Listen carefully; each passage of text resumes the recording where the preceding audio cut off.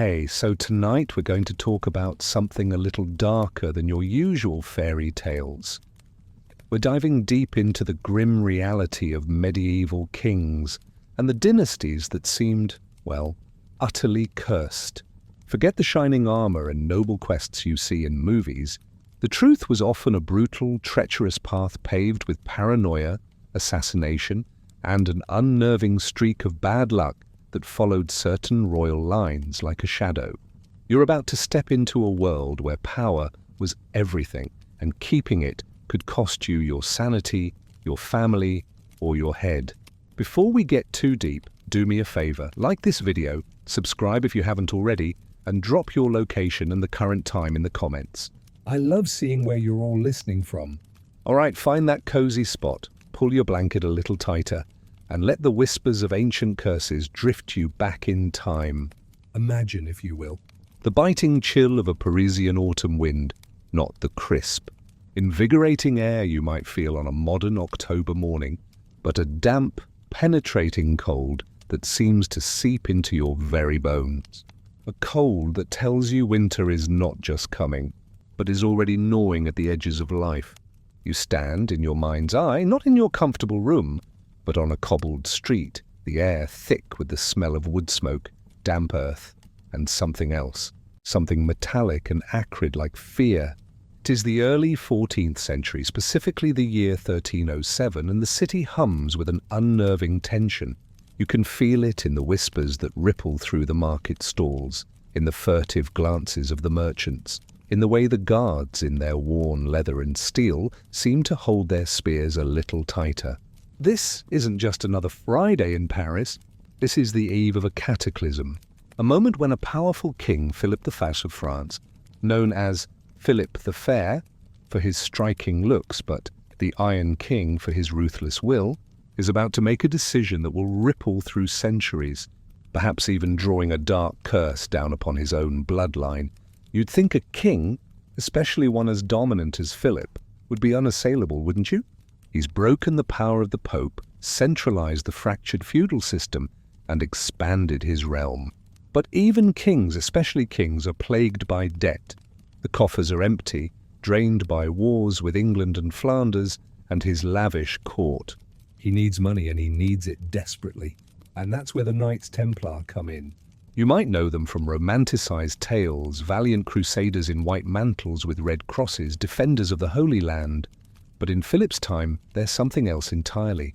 They are the bankers of Europe, immensely wealthy, owning vast estates, operating a network of treasuries, essentially the most powerful financial institution of the age.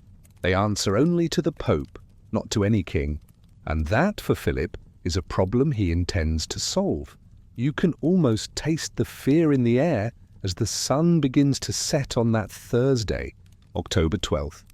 Imagine you're a simple artisan, perhaps a baker. You've heard the rumors, seen the hushed conversations. The Templars, your neighbors, once revered, are now viewed with suspicion, whispered about as heretics, idol worshippers, even sodomites. Propaganda, you realize, is a powerful tool, even in an age without mass media. Philip has been carefully constructing this narrative for years, slowly turning public opinion against an order that has grown too mighty, too independent, too rich. You shudder, pulling your coarse wool cloak tighter, knowing that when a king sets his sights on such a prize, few survive unscathed. The next morning, Friday the 13th, dawns grey and grim. You're jostled awake not by the gentle warmth of your bed, but by the insistent pounding clang of church bells, a frantic, urgent peal that means something is terribly wrong. You rush to your window, peering out onto the street below, and your breath catches in your throat. Royal marshals, grim-faced and heavily armed, are moving through the city. They're not just patrolling, they're arresting. You watch, horrified, as they drag out men in the distinctive white mantles of the Templars, their faces a mixture of confusion and dawning terror. Grand Master Jacques de Molay, the venerable leader of the order, is among them. Seized from his bed in the very Templar compound, a fortress within a city seemingly impregnable, now breached. You feel a cold knot form in your stomach. This isn't justice. This is a purge. The accusations are wild, grotesque, spitting on the cross, denying Christ, worshipping a demonic idol named Baphomet, engaging in secret rituals that defy all Christian morality. You know deep down that these are fabrications designed to justify the seizure of their immense wealth. But in this age, accusations are often as good as proof, especially when leveled by the crown. The Templars are tortured, broken on the rack, their bones stretched and dislocated, their flesh seared by fire.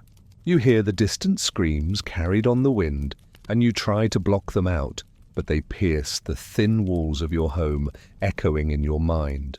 You tell yourself it's none of your business, but you can't escape the pervasive sense of dread, the feeling that a great wrong is being committed. Years pass.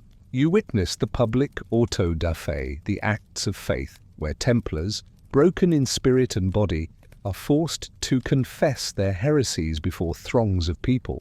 Then their confessions recanted, many are burnt at the stake. You can smell the burning flesh from your window, a smell that haunts your dreams.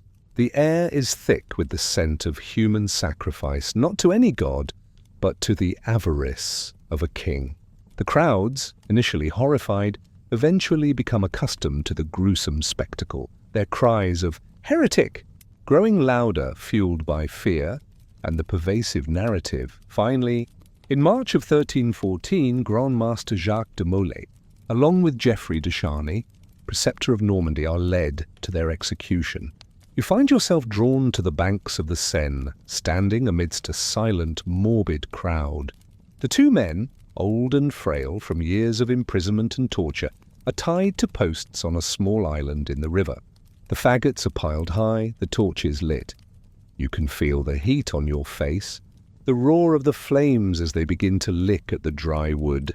And then, just as the flames begin to consume them, a voice rings out, clear and strong, defying the crackle of the fire, cutting through the murmuring crowd.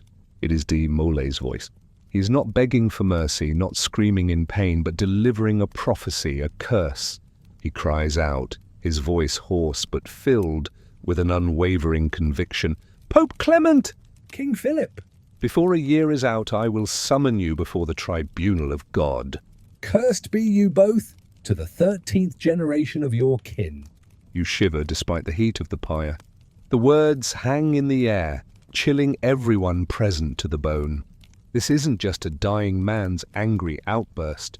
It feels like a pronouncement from a higher power. A shiver runs down your spine, a cold premonition. You look at Philip IV standing aloof, his face impassive, unmoved by the dying man's curse. He is a king after all, a ruler by divine right. What power could a condemned man's words hold over him? You return to your humble home, the image of de Molay's defiant gaze and the sound of his curse etched into your memory. You try to dismiss it as the desperate ravings of a tormented soul, but a seed of unease has been planted in your mind. This king who has wielded such immense power, who has crushed all who stood in his way, has now been publicly condemned not by another earthly ruler, but by a dying man invoking God's judgment. You wonder, as you lie on your straw mattress that night, staring at the shadows dancing on your ceiling, if even the Iron King can defy such a curse. You've seen his power, felt his reach, but what about the reach of a dying man's final desperate invocation? What secrets does the future hold for the proud Capetian dynasty, now that it has been bathed in the dragon's breath of a Templar's curse? You close your eyes, the scent of smoke still in your nostrils, and you can almost hear the faint echo of de Molay's words, a chilling promise whispered on the Mediaeval.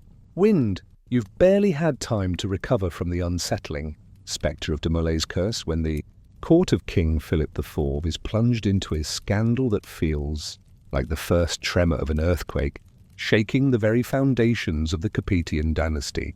You remember the date? 1314, the same year as the execution of the Templar Grand Master. It's almost as if the curse, a dark, unseen hand, is reaching out, not just for the king, but for his very legacy, his family, his succession. Imagine you are a lady-in-waiting at the royal court, a position that grants you a front-row seat to the dazzling, yet often treacherous, drama of medieval power. You wear rich silks, perhaps, but beneath the finery you feel the constant tension, the subtle power plays, the fear of misstep. You breathe the perfumed air of the royal chambers, mingled with the scent of exotic spices from the kitchens and the faint, underlying odor of unwashed bodies and damp stone that even the grandest castles can't entirely dispel. The atmosphere is usually one of restrained pomp and rigid etiquette, but then the whispers start. At first, they are just that. Soft, furtive murmurs exchanged behind cupped hands in dimly lit corridors, glances exchanged over the rims of goblets at banquets. But these aren't trivial gossip about a new fashion or a misplaced jewel.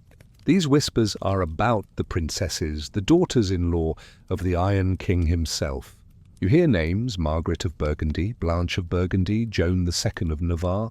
And the accusations? Adultery. Adultery with two dashing knights, brothers Philip and Gauthier d'Aulnay. You find it hard to believe. These are royal women raised in the strictest piety, their marriages alliances of immense political importance. To risk such a transgression, to betray their royal husbands, the king's own sons, seems unthinkable. But the whispers grow louder, morphing into rumors, then into open, hushed pronouncements. The details are salacious, almost unbelievable, and yet they are everywhere. You hear tales of secret rendezvous, of a small purse given as a gift, of clandestine meetings in a tower that looms ominously in the distance. The Tour de Nesle. The Tour de Nesle, you've seen it, a massive cylindrical stone tower on the left bank of the Seine, part of the city's fortifications. It stands strong and silent, a sentinel of Paris, but now, in the minds of the court, it has become a symbol of illicit passion and betrayal, a place where royal honor was sullied. You imagine the royal princesses, cloaked and veiled, slipping away from their duties, their hearts pounding with a dangerous mix of excitement and fear, meeting their lovers under the cloak of darkness. You try to reconcile this image with the demure, pious women you see in chapel, their eyes downcast, their demeanor impeccable. The contrast is jarring, almost unbelievable. Then the rumors erupt into full-blown scandal. It's said that Isabella, Philip IV's daughter, the Queen of England, discovered evidence of her sisters-in-law's infidelity. Perhaps it was a gift, a purse, given by her brothers to their wives, which she recognized as belonging to the d'Aulnay knights. Or perhaps it was something more direct, a spying eye, a planted informer. You hear conflicting stories, but the outcome is terrifyingly clear. Isabella, a formidable woman known as the She-Wolf of France, reportedly informed her father, the unforgiving Philip. The king's reaction is swift and brutal. You witness the dramatic shift in the court's atmosphere. The vibrant colors of silk and tapestry seem to dull.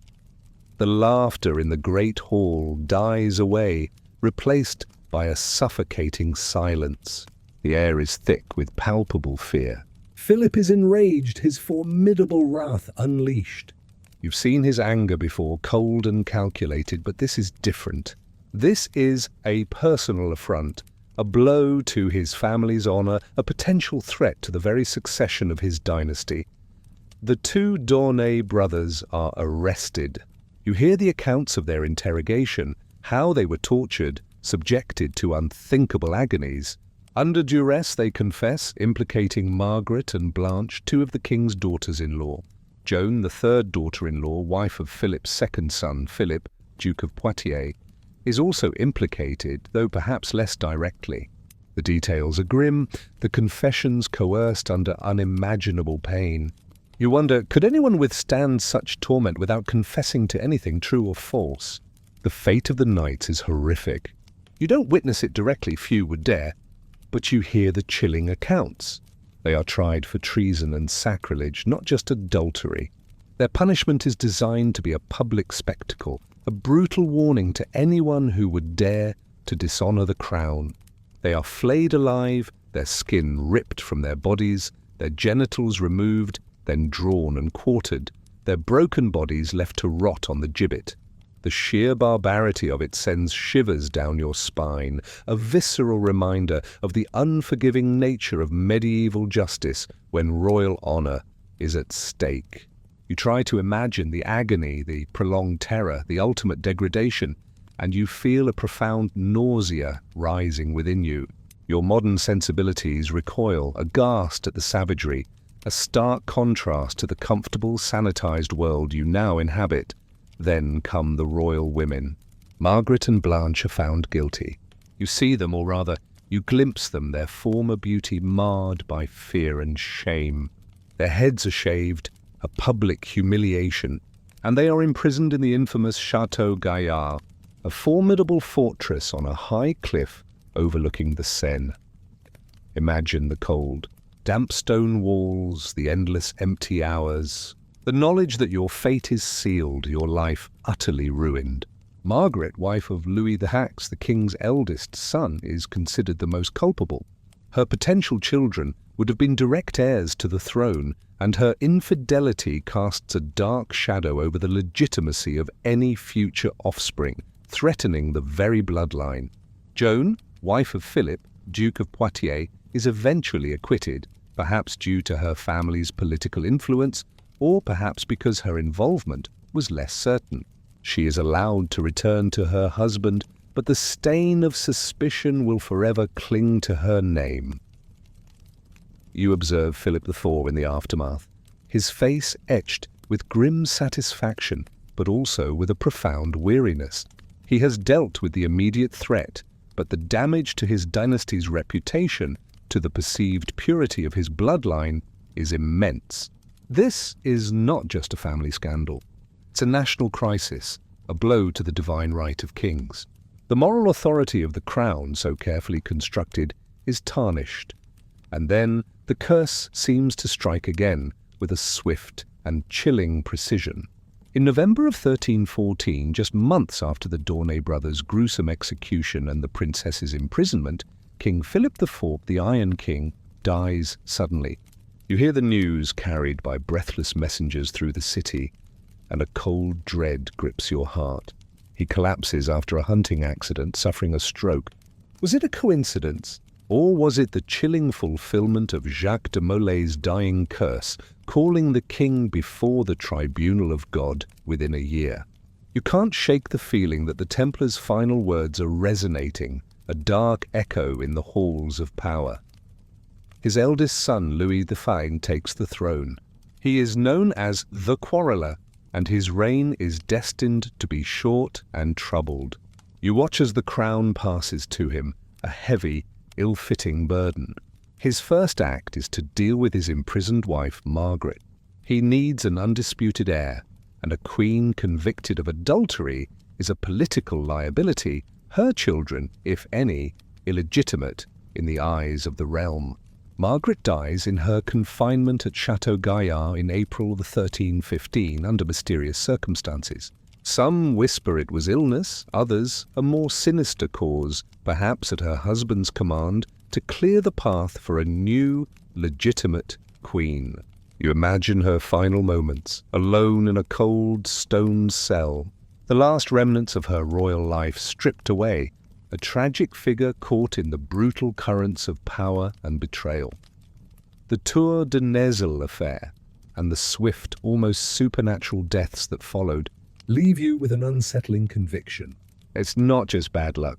It feels like a malevolent force, a tangible shadow, has fallen over the Capetian line.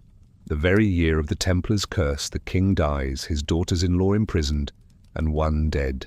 The purity of the royal bloodline is questioned, the succession thrown into chaos. You look at the newly crowned Louis the Aged, a young king inheriting a poisoned chalice. You wonder, with a morbid fascination, what further misfortunes this curse will unleash upon his short reign, and upon the future of the French throne. The air, even now, seems heavy with the weight of unseen forces, a chill that no fire can fully dispel. You can feel the cold stone of the castle beneath your imaginary feet, the weight of velvet on your shoulders, and the even heavier weight of premonition in your heart. The shadow of the Tour de Nasal affair and the Templars' curse lingers like a persistent, foul miasma over the Capetian court. You, as a silent observer, feel the oppressive atmosphere, the quiet paranoia that now permeates the once grand halls. Louis VI, the quarreller, is now king, a man who inherited a crown tarnished by scandal and a lineage suddenly fraught with questions of legitimacy. You watch him, a figure often portrayed as weak-willed and indecisive, struggling to assert authority in a realm still reeling from his father's iron grip and the brutal revelations about his first wife. Imagine you are standing in the great hall of the Palais de la Cité, the primary royal residence in Paris. The tapestry depicting heroic deeds of past kings seems to mock the current anxieties. The air, usually filled with boisterous conversation and the clatter of plates, is now subdued, punctuated by nervous coughs and the rustle of rich fabrics as nobles eye each other with suspicion. You can feel the underlying tension, the subtle shifts in allegiance, as various factions jockey for power in the wake of Philip IV's sudden death. The stability of the realm, which had seemed so solid under the Iron King, now feels as fragile as spun glass. Louis V, perhaps feeling the weight of the curse, is in a hurry to secure his succession. After his first wife, Margaret, conveniently dies in prison, an event many whisper was less natural death and more politically expedient removal, he quickly remarries. You watch the wedding ceremony, a grand affair designed to project stability and continuity, but you sense the underlying urgency, the desperation. His new queen is Clementia of Hungary, a woman of gentle demeanor and impeccable lineage. The hope is that she will produce a healthy male heir to dispel the lingering doubts about the Capetian bloodline. But even with a new queen, Louis's reign is troubled. You see the constant struggles, the squabbles with powerful nobles, the lack of firm direction that characterized his father's rule. The financial problems that plagued Philip IV persist, leading to unpopular taxes and desperate measures like the reenactment of serfdom in certain domains to generate revenue. You hear the grumbling among the common people, the simmering resentment that occasionally boils over into minor revolts. This is not the glorious reign of a blessed king. It feels more like a stumbling journey through a political minefield. The winter of 1315-1316 is particularly harsh, a period that comes to be known as the Great Famine. You experience the true horrors of medieval life during this time. The bitter cold is relentless, gnawing at every exposed bit of skin, making even the thickest furs feel inadequate. The harvests fail, devastated by incessant rains and unusually frigid temperatures. You see the desperation in the eyes of the peasants, their faces gaunt, their bodies emaciated. Food prices skyrocket far beyond the reach of the common folk. Bread, the staple of life, becomes a luxury. You witness the disturbing sights in the streets, people collapsing from hunger, scavenging for scraps, even resorting to eating bark and roots. Disease, an ever-present companion in the medieval world, sweeps through the weakened population, claiming countless lives. You feel the constant gnawing emptiness in your own stomach, even if only in your imagination. And you realize the sheer brutality of existence for the vast majority of people during this time, a reality so far removed from your modern comforts of stocked pantries and warm homes. Against this backdrop of suffering and instability, the court continues its intricate dance of power and intrigue. Louis VI, the quarreller, struggles to maintain order, his health perhaps weakened by the stresses of his rule, and the lingering curse that seems to cling to his family. You hear reports of him indulging in games of jeu de paume, a precursor to tennis, engaging in vigorous exercise that for a man perhaps already vulnerable, proves too much. In June of 1316, the shocking news breaks. Louis XI is dead. You hear the church bells tolling mournfully, a slow, heavy sound that chills you to the core. Just 2 years into his reign, he has followed his father to the grave, another swift, unexpected death in the lineage cursed by de Molay. He is only 26 years old. You recall de Molay's words, "Before a year is out, I will summon you before the tribunal of God." Philip V died within a year. Louis X dies just 2 years after. The pattern is unsettling, almost unnerving in its precision. But the death of Louis XVI presents an unprecedented crisis for France, a situation that will come to define the cursed nature of the Capetian succession. His new queen, Clementia of Hungary, is pregnant. France has never faced a situation where a king dies without a living male heir, leaving a pregnant queen. You feel the uncertainty, the fear that grips the court. Who will rule in the interim? What if the child is a girl? The Salic law, which forbade female succession to the throne, was not yet firmly established, but the idea of a woman ruling France was deeply contentious, almost unthinkable to many. The very concept of direct male lineage, so crucial to the stability of the Capetian dynasty, is now hanging by a thread. Louis's brother, Philip, Duke of Poitiers, quickly steps forward to claim the regency. You watch him, a shrewd and ambitious man, taking control of the government, asserting his authority. He faces opposition from nobles who support the claims of Louis VI's young daughter from his first marriage, Joan II of Navarre. But Philip, ever the pragmatist, knows the importance of an undisputed male heir. He waits impatiently for the birth of Clementia's child, hoping against hope that it will be a son. The tension in the court is almost unbearable as Clementia's confinement approaches. You can feel the collective breath held, the prayers offered in every chapel across the kingdom, all focused on this one, crucial birth. If it is a son, the Capetian line will be safe, the curse momentarily defied. If it is a daughter, chaos will surely ensue, and the throne will be plunged into a succession crisis of unprecedented proportions. Finally, in November of 1316, Clementia gives birth. The news electrifies the court. It's a boy, a son! A wave of relief washes over the kingdom. You feel it yourself, a momentary respite from the relentless anxiety. The child is named John, and he is immediately proclaimed King of France, John III.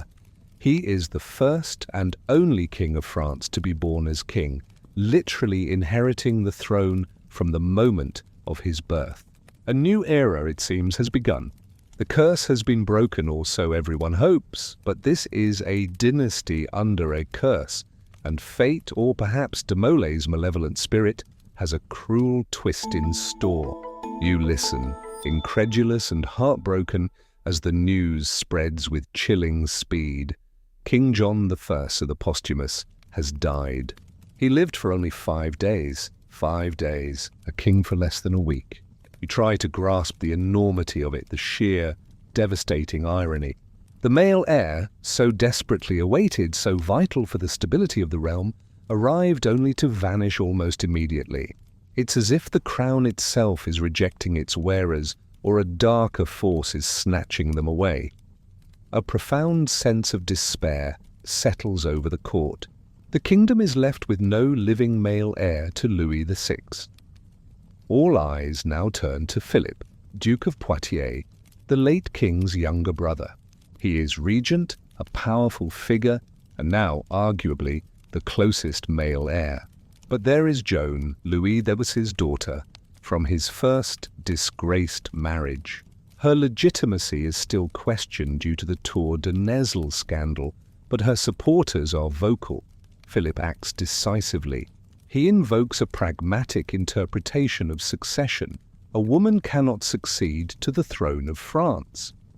This principle, though not yet formalized as Salic law, is given full force by Philip.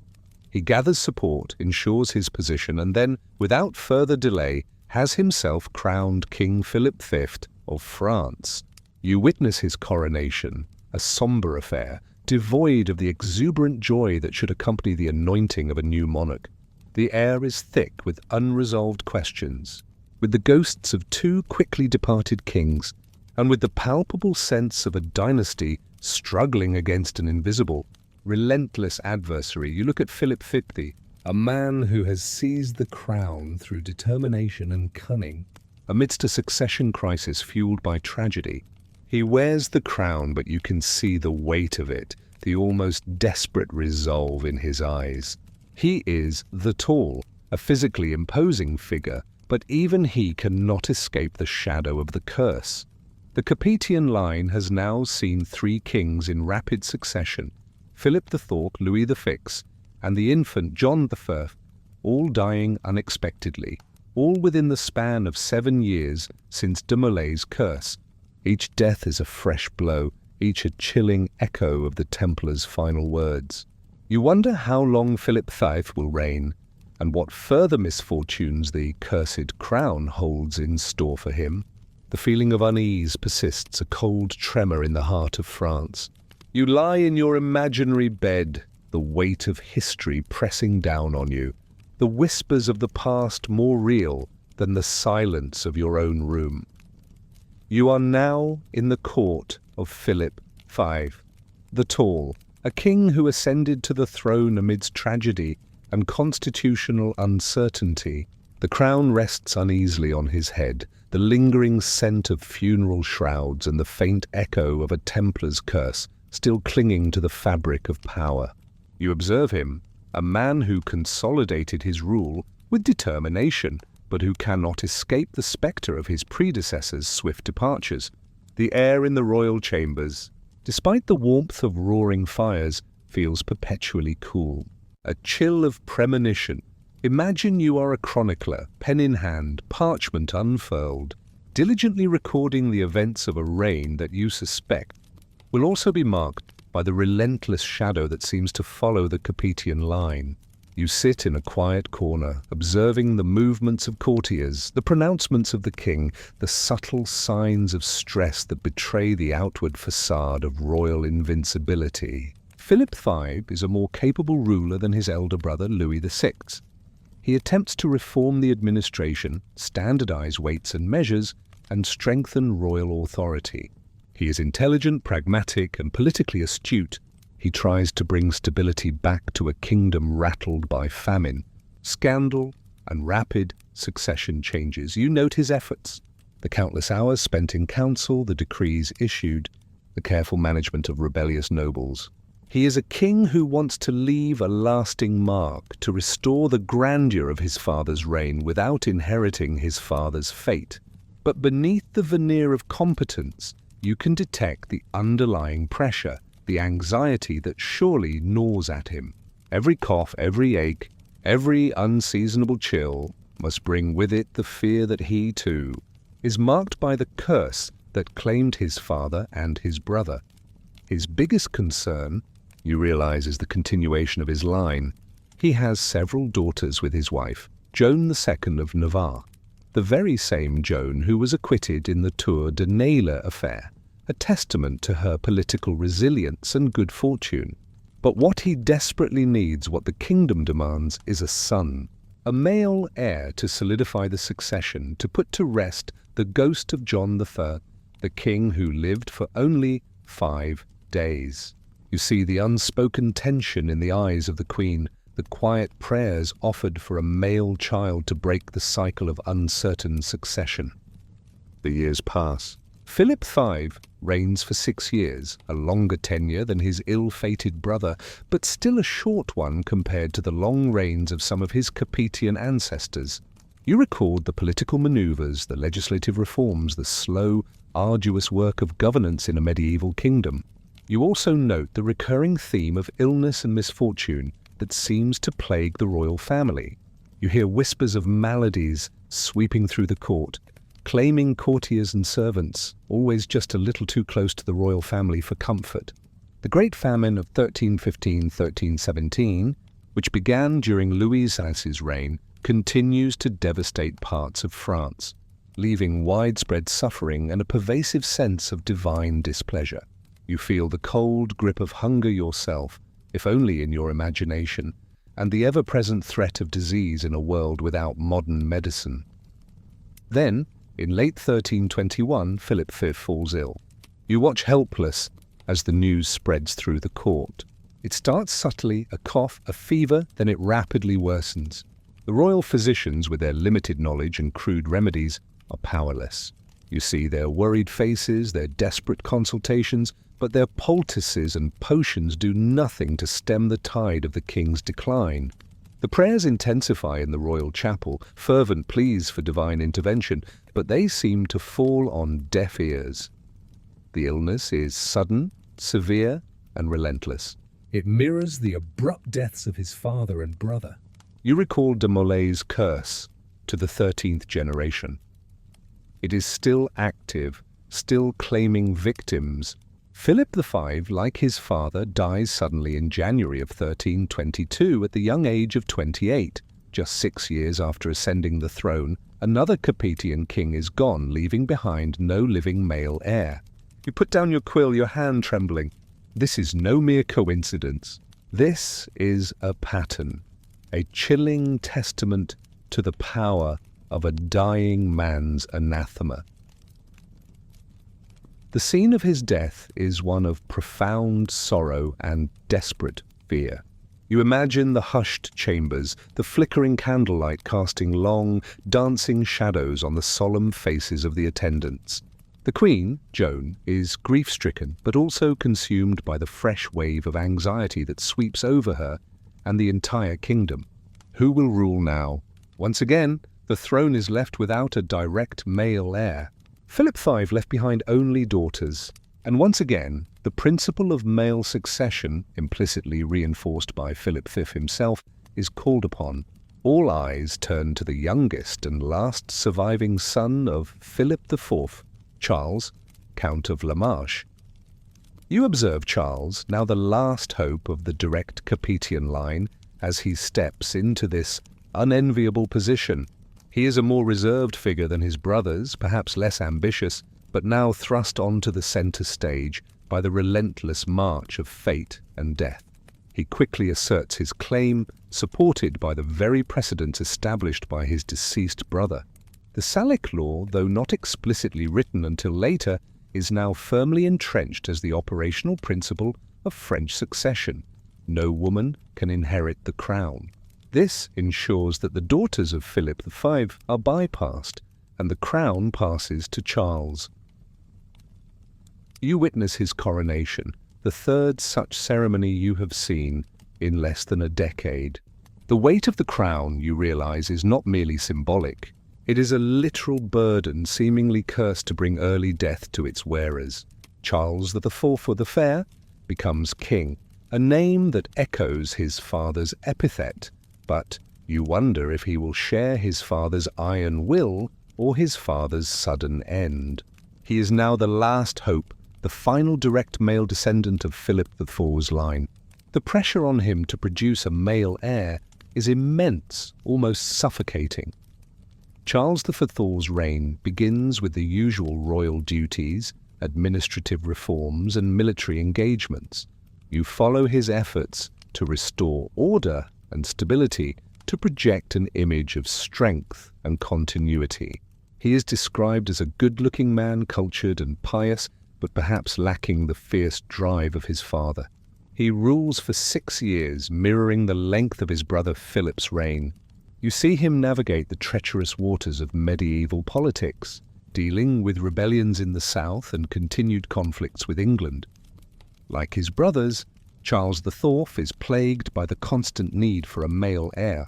He divorces his first wife, Blanche of Burgundy, the other princess implicated in the Tour de Nesle affair, now released from Chateau Gaillard but forever tainted, who had produced no living sons and whose scandal made her a political liability. He quickly remarries, first to Marie of Luxembourg, who dies in a riding accident shortly after giving birth to a stillborn son. You feel a pang of sympathy for the king, this relentless pursuit of a male heir, constantly thwarted by fate. The curse, you realize, isn't just about death. It's about the denial of succession, the severing of the bloodline. Finally, he marries his third wife, Jeanne d'Evreux. The kingdom holds its breath, hoping for a son, praying for an end to this cycle of male line failure. You imagine the king's own anxiety, the desperation in his heart as he enters this third marriage, knowing that the fate of his dynasty, perhaps even the fate of France, rests on his ability to produce an heir. But the curse is relentless. In 1328, after just 6 years on the throne, Charles IV, the last direct Capetian king, also falls ill. You've seen this before, the familiar pattern of rapid decline, the helplessness of the physicians. He dies suddenly in February 1328, at the age of 33, the final direct male line of the Capetian dynasty, which had ruled France for over 300 years, beginning with Hugh Capet in 987, is extinguished. Philip IV and all 3 of his sons have died without leaving behind a surviving male heir. You count them in your mind: Philip IV, Louis X, the infant John Las, Philip V, and now Charles IV, 5 kings, all gone, all within a terrifyingly short span of 14 years since de Molay's curse. The kingdom is plunged into its deepest succession crisis yet. Queen Jeanne d'Evreux is pregnant. Once again, France is faced with a queen carrying the potential heir, but this time there are no surviving brothers of the late king to act as regent or claim the throne. You feel the profound uncertainty, the immense fear of civil war. The closest male relative is Philip, Count of Valois, a cousin of Charles IV. He becomes regent, another temporary placeholder. 3 months later, Queen Jeanne gives birth.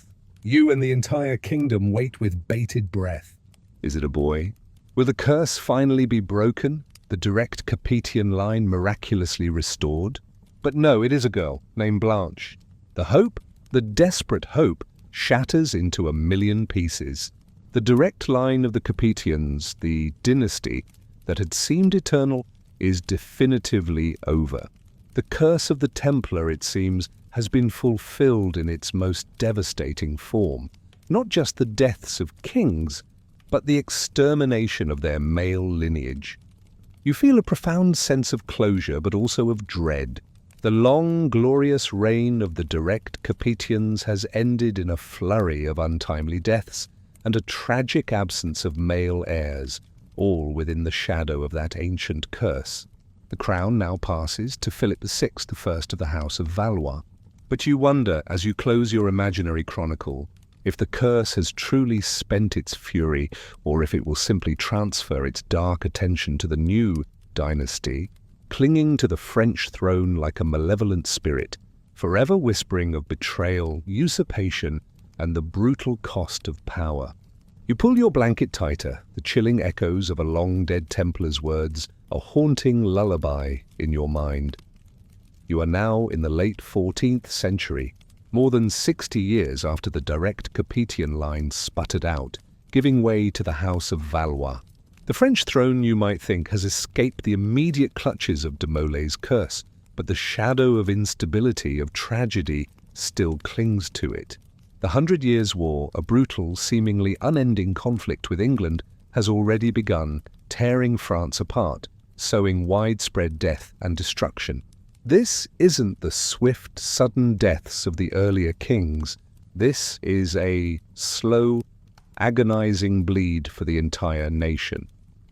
Imagine you are living in Paris in the year 1392. The city is a bustling, chaotic hub, but beneath the surface a sense of exhaustion pervades. Decades of war, interspersed with devastating outbreaks of the Black Death, have taken their toll. You see the gaunt faces in the crowds, the limping veterans, the constant reminders of a world scarred by violence and plague. The magnificent cathedrals and palaces stand defiant, but they are also testaments to a past glory that feels increasingly distant. And at the heart of this weary kingdom sits King Charles VI. He is young, barely 24 years old, and has shown promise in his early reign, earning the moniker Charles the Beloved.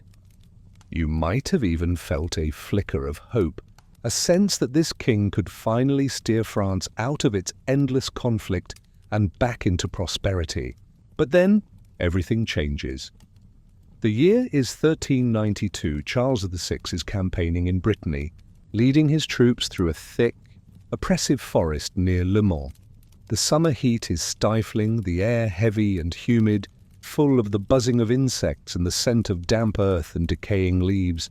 You can almost feel the uncomfortable weight of the medieval armor, the sweat trickling down your back, the dust caking your throat. The journey is long, the sun beating down relentlessly. You are part of the royal entourage, perhaps a page or a squire, riding a little behind the king, feeling the heat radiate from the packed bodies of horses and men. Suddenly, a strange, disheveled man, a wild figure in ragged clothes, leaps out from among the trees. He is not a bandit, not a soldier, but a lunatic, his eyes wide and vacant. He lunges at the king's horse, shouting, "Ride no further, noble! King, you are betrayed!" The royal guards quickly seize him, but the damage is done. The unexpected encounter, the sudden shout, in the already oppressive heat and fatigue, seems to push something in the king's mind to its breaking point. Moments later, a page, drowsy from the heat, drops his spear with a clatter.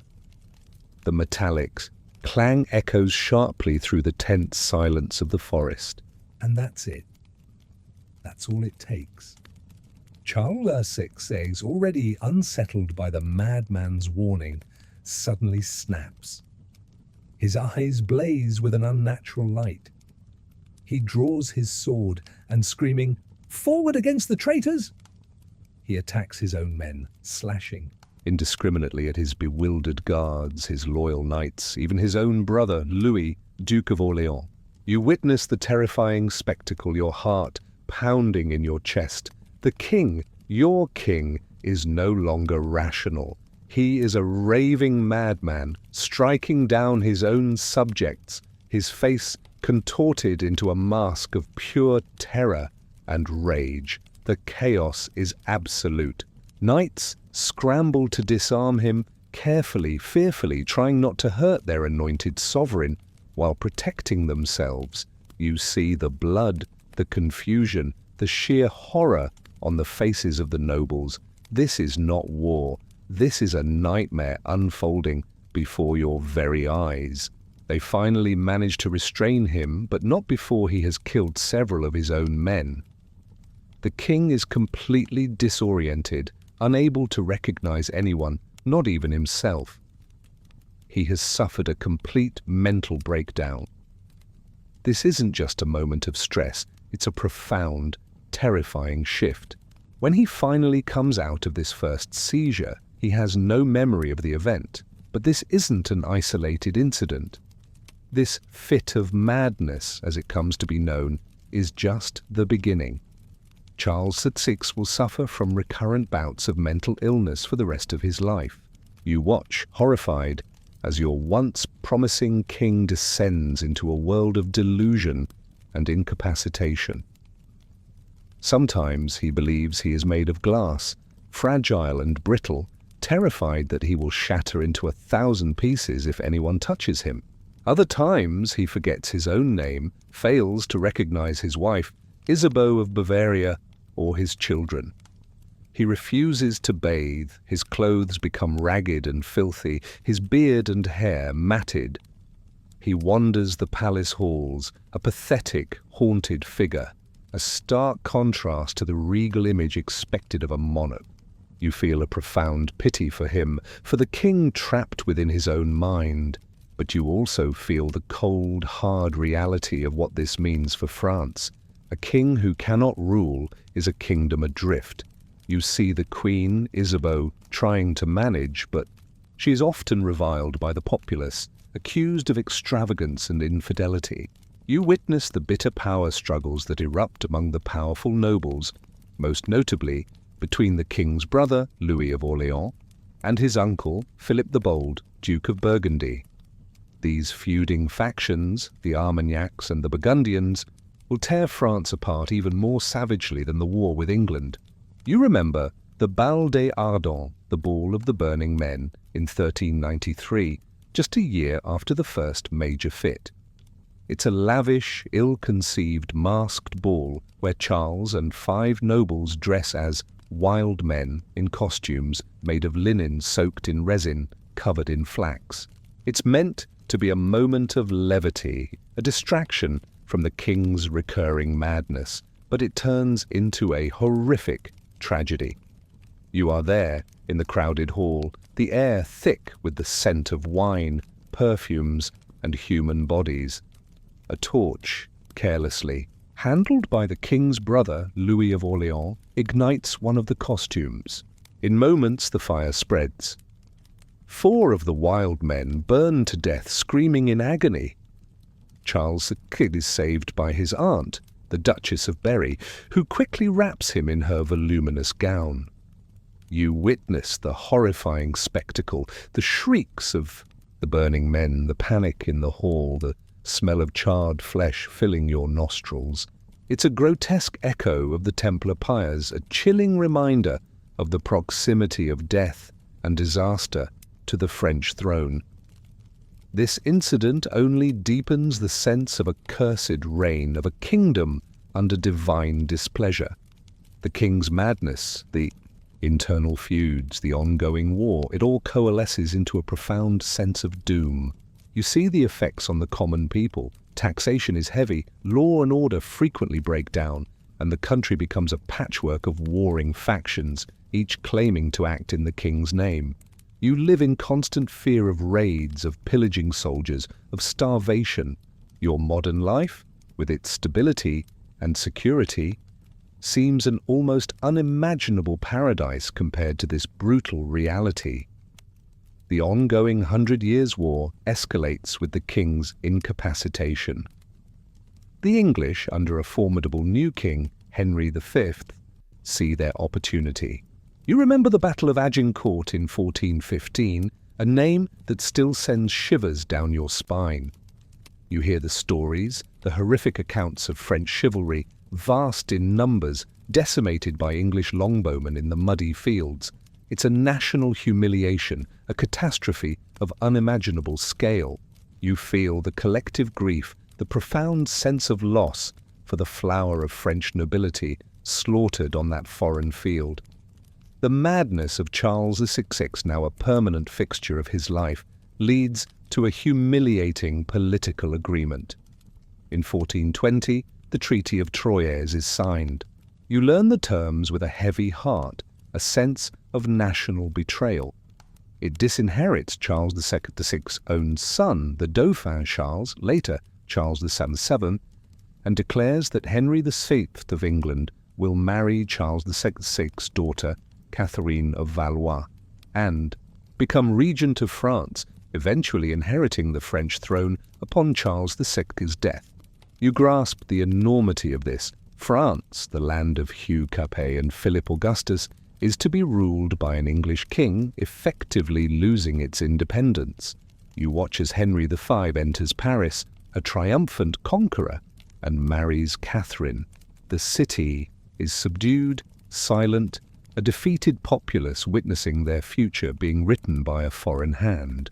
Charles VI, the Mad, exists as a tragic figurehead, a king in name only, a puppet in the hands of his English son-in-law. You see him, a man broken by illness, by the weight of a cursed crown, his once beloved kingdom now fractured and effectively conquered. His wife, Isabeau of Bavaria, who has been accused of negligence and worse, stands by as her son is disinherited and her daughter married off to the enemy king. The family, the very heart of the dynasty, is dysfunctional, torn apart by madness, betrayal, and political opportunism. When Charles VI finally dies in 1422, you feel a complex mix of sorrow and relief. Sorrow for the man, relief that his long tragic ordeal is finally over. But his death does not bring peace. Instead, it inaugurates a new, more intense phase of the 100 Years' War with 2 claimants to the French throne, Henry VI of England, son of Henry V, and Catherine of Valois, and the disinherited Dauphin Charles VII of France. The curse, you realize, has not ended with the Valois taking over from the Capetians. It has merely morphed, its nature shifting from sudden death to a slow, agonizing destruction of the kingdom through madness, civil war, and foreign conquest. You are left with a chilling thought. Is this not just another manifestation of Desmoulins' curse? The Templar had cursed Philip IV and his kin to the 13th generation. The House of Valois is a continuation of that kin, albeit a collateral branch. The madness, the division, the near loss of the French throne, it feels like a grand, drawn-out fulfillment of that ancient, vengeful prophecy. You close your eyes, the sounds of distant battle and the faint, unsettling whispers of a king made of glass still echoing in your mind. This is not the end of France's struggles, merely another grim chapter in its cursed royal history. You are no longer in the tumultuous world of French kings, but across the English Channel, in a land steeped in its own rich, often brutal, history. England in the mid-15th century is about to descend into one of its most devastating and symbolically potent periods of internal strife, the Wars of the Roses. While not directly linked to Desmoulins' curse, you'll see a similar pattern of dynastic misfortune, madness, and a throne drenched in the blood of its claimants. This is a story of rival houses symbolized by white and red roses tearing each other apart for the ultimate prize, the crown. Imagine you are living in London in the year 1453. The smell of the Thames, a mix of sewage and river water, hangs heavy in the air. The cobbled streets are teeming with merchants, artisans and labourers, their faces often grim, their clothes patched and worn. You hear the ceaseless chatter of the markets, the cries of street vendors, but also the underlying hum of anxiety. For decades, England has been fighting its long war in France, a war that is now going disastrously wrong. You feel the economic strain, the loss of life, the growing disillusionment with a government that seems increasingly incompetent. At the heart of this brewing storm sits King Henry II, a man whose gentle nature and deep piety are utterly unsuited to the cutthroat world of medieval politics. He ascended to the throne as an infant, crowned King of England and, controversially, King of France at just 9 months old. You recall the weight of such an inheritance, a child burdened with 2 crowns. He is the grandson of the infamous Charles, Fix of France, the Mad King, and you realize with a chilling sense of foreboding that madness, like a hereditary disease, can sometimes pass through bloodlines. In 1453, the news from France is devastating. The Battle of Castile, the final battle of the 100 Years' War, results in a decisive French victory. England loses Bordeaux and with it, virtually all its remaining possessions in France, save for Calais. The vast territorial gains made by Henry V, the proud victories that once thrilled the nation, are now utterly lost. You feel the profound shame, the national humiliation, as the news spreads through the taverns and public squares. Decades of sacrifice, countless lives, enormous expense, all for naught. This catastrophic loss, combined with the immense pressure of ruling, proves too much for the already fragile King Henry VI. In August of 1453, you hear the chilling whispers begin. The king has fallen ill. But this is not a simple fever or a seasonal sickness. You watch horrified as his mental state deteriorates. He becomes unresponsive, withdrawn, sinking into a catatonic stupor. He cannot speak, cannot recognize his queen, Margaret of Anjou, or even his newborn son, Prince Edward. He sits blankly, staring into space, a vacant expression on his face, utterly lost within his own mind. It is, you realize with a sinking feeling, a terrifying echo of his grandfather, Charles VI. The curse of madness has crossed the Channel. The kingdom is thrown into chaos. A king who cannot rule is a grave danger to stability. With the king incapacitated, a power vacuum opens up, and ambitious nobles immediately move to fill it. The most prominent among them is Richard, Duke of York, a man of immense wealth, powerful connections, and, crucially, a strong claim to the throne. You learn that his lineage, through his mother, makes him a descendant of Edward III's second and fourth sons, a stronger claim in some ways than Henry VI, who descends from Edward III's third son, John of Gaunt. This dynastic rivalry, long simmering beneath the surface, now explodes into the open. You observe the royal court, a viper's nest of intrigue. Queen Margaret of Anjou, a fierce and determined woman, finds herself in an impossible position. Her husband is lost in his own mind, her newborn son's legitimacy is implicitly questioned by York's claim, and she, as a foreign queen, is mistrusted by many of the English nobility. She becomes a formidable figure, stepping into the void left by her husband, fiercely defending her son's rights and the Lancastrian cause. You admire her courage, but also see the ruthlessness necessitated by her desperate situation. In 1454, with the king still in his unresponsive state, Richard of York is appointed protector of the realm. You see him taking charge, dismissing his rivals, and consolidating his power. It looks like he is well on his way to securing the throne for himself, either through regency or outright usurpation. The Lancastrian faction, led by Queen Margaret, is pushed to the margins, desperately trying to survive. But then another twist of fate, another cruel turn of the wheel. On Christmas Day, 1454, Henry VI suddenly miraculously recovers his senses. You hear the news carried by breathless messengers, and a wave of stunned disbelief sweeps through the kingdom. The king is lucid again. He recognizes his wife, embraces his son, and begins to rule once more. You might think this is a blessing, a return to stability, but it is anything but. The king's recovery immediately sparks renewed conflict. Henry, a gentle soul, naturally favors his existing Lancastrian supporters and reverses many of York's decisions.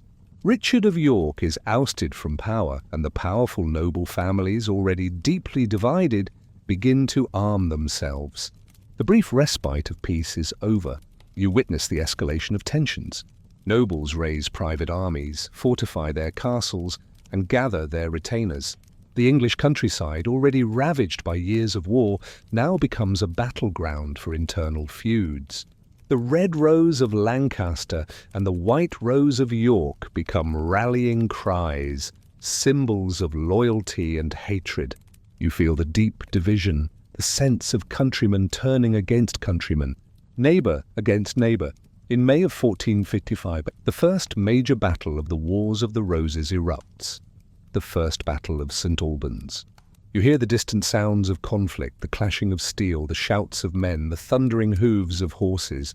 This isn't a foreign war. This is happening on English soil. Richard of York leads his forces against the royal army. The battle is short but brutal. Henry VI is wounded, his government defeated, and many prominent Lancastrian nobles are killed. You hear the casualty counts, the names of respected lords now lying dead on the field, and you realize with a cold dread that this is just the beginning. The floodgates have opened. The king, traumatized by the battle and his own mental frailty, becomes even more of a figurehead. He is captured by the Yorkists, then released, but his authority is utterly diminished. Queen Margaret, ever the protector of her son's inheritance, now takes a more aggressive stance, rallying Lancastrian support in the north. You see her, a formidable, almost terrifying presence, raising armies, fighting for her family's future with a ferocity that few men could match. She is driven by a mother's fierce love and a queen's desperate ambition. The next few years are a blur of shifting alliances, brutal battles, and shocking betrayals. You hear of the Battle of Blore Heath, the Battle of Ludford Bridge, the Battle of Northampton. Each name signifies more death, more destruction, more families torn apart.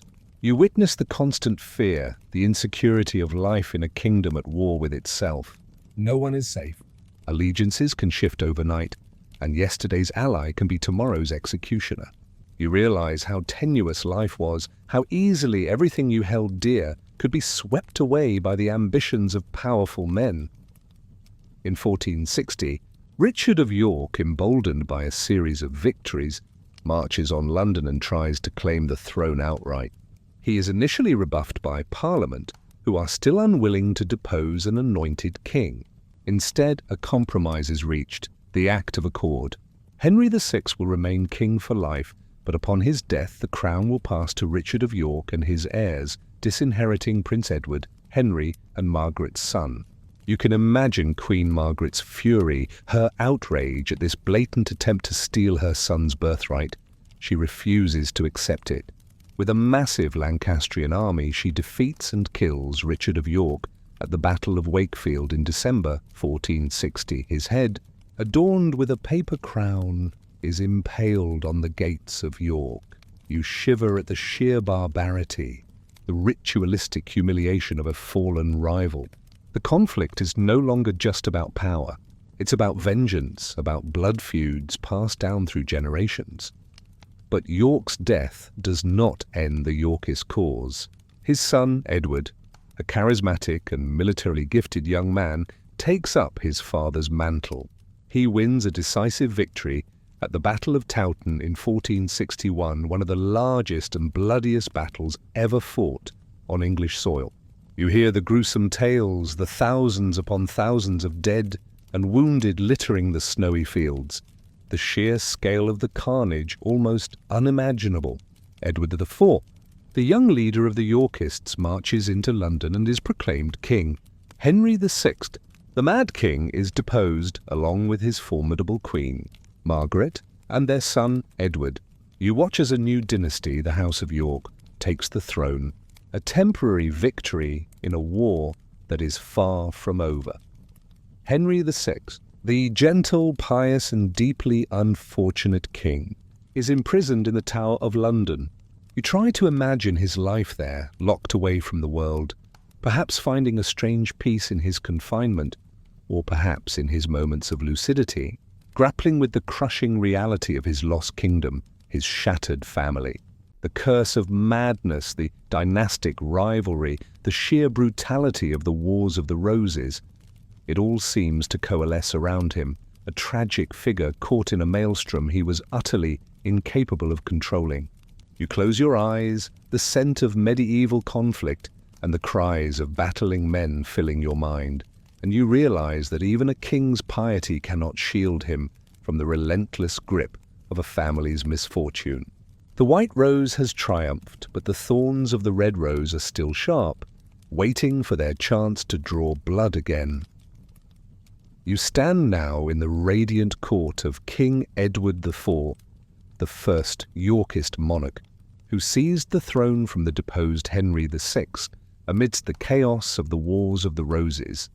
It's the mid-1460s, and after years of brutal internecine conflict, a fragile peace has settled over England. Edward is known as the Sun in Splendor, a handsome, charismatic, and formidable warrior king. You observe the opulence of his court, a deliberate contrast to the somber, pious court of the mentally ill Henry VI.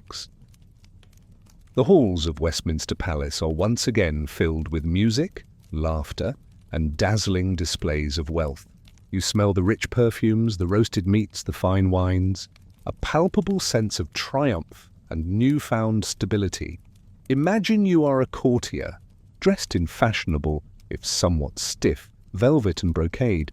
You feel the luxury of the fabric, the weight of the gold chains, but beneath the glittering surface you sense the ever-present tension of a dynasty still insecurely perched on the throne.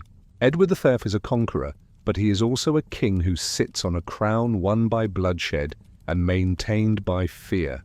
The Lancastrian threat, though momentarily subdued, has not been entirely eradicated. Henry VI and his fierce queen, Margaret of Anjou, are still alive, albeit in exile or captivity, and their supporters still plot and scheme. Edward's reign is marked by attempts to consolidate power, restore order, and rebuild a kingdom shattered by civil war. He is a shrewd politician and a charismatic leader capable of inspiring loyalty and devotion. You witness his efforts to heal the divisions, to bring disgruntled nobles into his fold, and to strengthen the royal finances. He is a king who knows how to project power and grandeur. But beneath the surface of royal splendor, the seeds of future conflict are already being sown, not by external enemies, but by internal rivalries and Edward's own choices. You observe the king's rash marriage in 1464. He weds Elizabeth Woodville, a commoner, a widow, and, crucially, a Lancastrian sympathizer. This is not a dynastic match, not a marriage forged for political alliances. It is a love match, and it sends shockwaves through the English aristocracy. You feel the collective gasp, the barely suppressed outrage among the powerful noble families, especially the Nevilles, led by the formidable Richard Neville, Earl of Warwick, known as the Kingmaker. Warwick had been instrumental in putting Edward on the throne, and he had been negotiating a more advantageous dynastic marriage for the king. Edward's secret marriage is a direct affront to Warwick's influence and a deeply unsettling move for the stability of the realm. You understand the resentment. The new Queen's family, the Woodvilles, are rapidly promoted, enriching themselves and gaining immense power at court, often at the expense of the older, established nobility. You see the envy, the anger, the feeling of being sidelined by a rising, ambitious family. This marriage, seemingly a personal choice, becomes a major crack in the foundation of Edward's reign, illustrating how a king's choices, even in love, can unleash devastating consequences. You watch as the relationship between Edward and Warwick, once a powerful alliance, steadily deteriorates. Poisoned by mistrust and ambition, Warwick, the very man who put Edward on the throne, eventually turns against him. In 1469, Warwick openly rebels, forming an alliance with Edward's own disgruntled brother George, Duke of Clarence. You are stunned by the sheer audacity of this betrayal, the way a king can be undone by those closest to him. Warwick even briefly imprisons Edward IV. It's a shocking display of the kingmaker's power. This period is a dizzying carousel of shifting allegiances. You witness the king's temporary overthrow, his brief exile, and then, in an even more astonishing twist, Warwick restores the mentally incapacitated Henry VI to the throne in 1470. Imagine the scene: the feeble, elderly Henry VI dragged from the Tower of London, a mere puppet king, his eyes vacant, his mind often elsewhere, once again wearing the crown. You feel the profound sense of instability, the absurdity of a kingdom being tossed back and forth between rival claimants. The crown itself seeming to mock its wearers, but Edward IV is not a man to be easily defeated. He gathers support, including from his other powerful brother Richard, Duke of Gloucester, the future Richard III. He returns to England in 1471 and in a series of swift and decisive battles crushes Warwick and the Lancastrian forces. You hear the reports of the bloody battles of Barnet and Tewkesbury. Warwick himself is killed at Barnet, ending the career of the Kingmaker. The Battle of Tewkesbury is particularly brutal. You hear how Prince Edward, the young Lancastrian heir, son of Henry VI and Margaret of Anjou, is killed. Some say he died in battle, others that he was summarily executed after the fight, in cold blood. His death is a crucial turning point. It effectively eliminates the direct Lancastrian male line. You imagine Queen Margaret's grief, her ultimate despair, her last hope for her son's inheritance now extinguished. She is captured and imprisoned. Shortly after Tewkesbury, in May 1471, the deposed King Henry VI, the Mad King, is found dead in the Tower of London. You hear the official story. He died of pure displeasure and melancholy. But you also hear the whispers, the unspoken truth that everyone knows. He was almost certainly murdered, likely on Edward IV's orders, to secure the Yorkist hold on the throne. The final Lancastrian male rival is removed in a grim, decisive act. You realize the utter ruthlessness of medieval power struggles, where even anointed kings are not safe from the assassin's hand. Edward V is now firmly on the throne. His enemies vanquished, his power seemingly absolute. You witness the return to prosperity, the re-establishment of law and order. He reigns for another 12 years, a period of relative peace and stability for England, a true testament to his strength and political acumen. He has achieved what few could. He has reunited a fractured kingdom and brought an end to the immediate, bloody phase of the Wars of the Roses. But even in this sun in splendor reign, the seeds of future destruction are quietly germinating. You observe the complex relationships within the royal family. Edward has two brothers, George, Duke of Clarence, and Richard, Duke of Gloucester. Clarence, restless and ambitious, has already betrayed Edward once by allying with Warwick. He remains a volatile and untrustworthy figure. You sense the animosity between the brothers, the simmering resentment. In 1478, after yet another act of treasonous plotting, Edward has Clarence arrested, condemned by Parliament, and executed in the Tower of London. The official story is that he was drowned in a butt of Malmsey wine, a surprisingly specific and almost farcical detail for such a grim end, which adds to the macabre legend. You shiver, another royal brother killed by his own kin, another life extinguished in the relentless pursuit and preservation of power. By the early 1480s, Edward IV, though still a relatively young man, has grown complacent. His lavish lifestyle, his indulgence in food and drink, begins to take its toll on his health. You notice the changes in him. The once athletic warrior king, now heavier, less vigorous. The hard life of a medieval king, even a successful one, is unforgiving. In April 1483, Edward IV dies suddenly after a short illness. At the age of 40, you are once again gripped by the familiar shock, the suddenness of a royal death. He leaves behind a young son, Edward V, a boy of 12, as his heir, and a powerful, ambitious brother, Richard, Duke of Gloucester, appointed as protector. You feel the familiar knot of dread in your stomach. A child king, an ambitious uncle, a powerful, resentful Woodville family. This is a recipe for disaster. The fragile peace, so hard won, is about to shatter. You stand on the brink of another terrifying chapter in England's history. The sun in splendor has set too soon, leaving a young, vulnerable dynasty exposed to the serpent's shadow of ambition and betrayal. The Wars of the Roses, far from being over, are about to enter their darkest, most infamous phase, a period that will forever be haunted by the disappearance of two young princes and the rise of one of England's most controversial kings.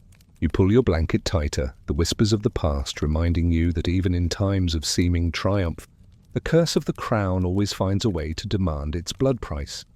You find yourself in April 1483, the spring air in London carrying a deceptive sweetness, for beneath the surface, a chilling drama is beginning to unfold.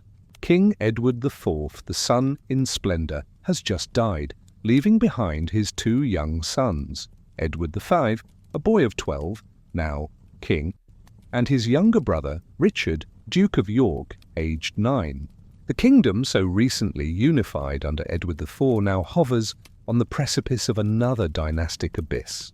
You feel the collective anxiety, the profound uncertainty that grips the realm.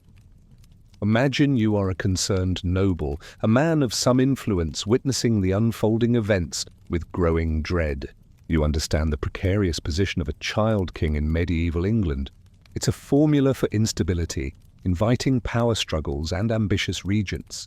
You are acutely aware of the dangerous precedent set by the deposition of Henry VI, and the brutal lesson that a crown worn by a weak hand invites usurpation. The late king's dying wish was for his beloved brother, Richard, Duke of Gloucester, to serve as protector of the realm for his young son. Richard is a seasoned warrior known for his loyalty to Edward IV, his administrative skill, and his devout piety. You might initially feel a sense of relief, trusting in his experience and dedication. However, you also recognize the immense power that comes with the protectorship, especially over a child king. And power, you've learned, corrupts even the most virtuous. The young King Edward V is on his way from Ludlow to London for his coronation, accompanied by his maternal uncle, Anthony Woodville, Earl Rivers, and other prominent Woodville family members. The Woodvilles, Queen Elizabeth's kin, have grown immensely powerful and wealthy during Edward III's reign, generating considerable resentment among the older nobility. You feel the tension between the new men, the Woodvilles, and the old blood, the established aristocracy. Richard of Gloucester, acting swiftly and decisively, intercepts the young king's party. He arrests Earl Rivers and other Woodville allies, accusing them of plotting against him and the security of the realm. You hear the shockwaves ripple through the court. This is a bold, almost audacious move, and it immediately signals Gloucester's firm intent to take full control of the regency. The young king is taken into Richard's custody and escorted to London, essentially a prisoner of his uncle. Once in London, Richard of Gloucester consolidates his position with ruthless efficiency. He isolates the young King Edward V, moving him into the Tower of London, ostensibly for his safety and protection prior to his coronation. The Tower, you know, is not just a royal palace. It's also a notorious prison. You feel the ominous symbolism of this move, the chilling premonition that once within its walls, escape is rarely an option. Soon after, the younger prince, Richard, Duke of York, is also brought to the Tower to join his brother. The two boys are now together, seemingly safe, but utterly cut off from the outside world, their fate entirely in the hands of their uncle, the Protector. You imagine them, two small boys, perhaps bewildered, perhaps terrified, in the cold, damp stone chambers of the bloody Tower, their royal lineage now a cage rather than a shield. Your modern sensibilities scream at the injustice, the vulnerability of children in a world so utterly devoid of safeguards. The Woodvilles, especially Queen Elizabeth, the boy's mother, are now stripped of their power and influence. Elizabeth takes sanctuary in Westminster Abbey with her daughters, clinging to the hope that her sons will soon be crowned, and she can regain her position. You see the desperation in her eyes, the fear that now gnaws at her. Then the campaign to discredit Edward III's marriage to Elizabeth Woodville begins. You hear the whispers, the carefully orchestrated propaganda. It's claimed that Edward IV had a pre-contract of marriage to another woman before marrying Elizabeth, which would, under canon law, invalidate his subsequent marriage to her. This would make all of Edward IV's children illegitimate, thereby removing them from the line of succession. You understand the chilling logic. If the boys are illegitimate, Richard of Gloucester, as the only legitimate surviving brother of Edward IV, becomes the rightful heir. You feel a profound cynicism. This is not about truth or justice, it's about power. The accusations are flimsy, convenient, designed purely to clear the path to the throne. You hear the sermon delivered at St. Paul's Cross, publicly denouncing the legitimacy of the young princes. You watch as public opinion, manipulated by Richard's agents, begins to turn, the whispers of usurpation becoming louder, more insistent. On June 25, 1483, Parliament declares Edward III's children illegitimate and formally offers the crown to Richard of Gloucester. You witness the dramatic scene, the formal pronouncement, the swift transition of power. Richard, after a show of reluctance, accepts. On July 6, 1483, he is crowned King Richard III of England. You feel a shiver of unease. A loyal protector, a pious duke, has transformed into a king by what can only be described as a usurpation. The serpent has slithered onto the throne. And what of the princes in the Tower? After Richard III's coronation, they are never seen again outside the Tower.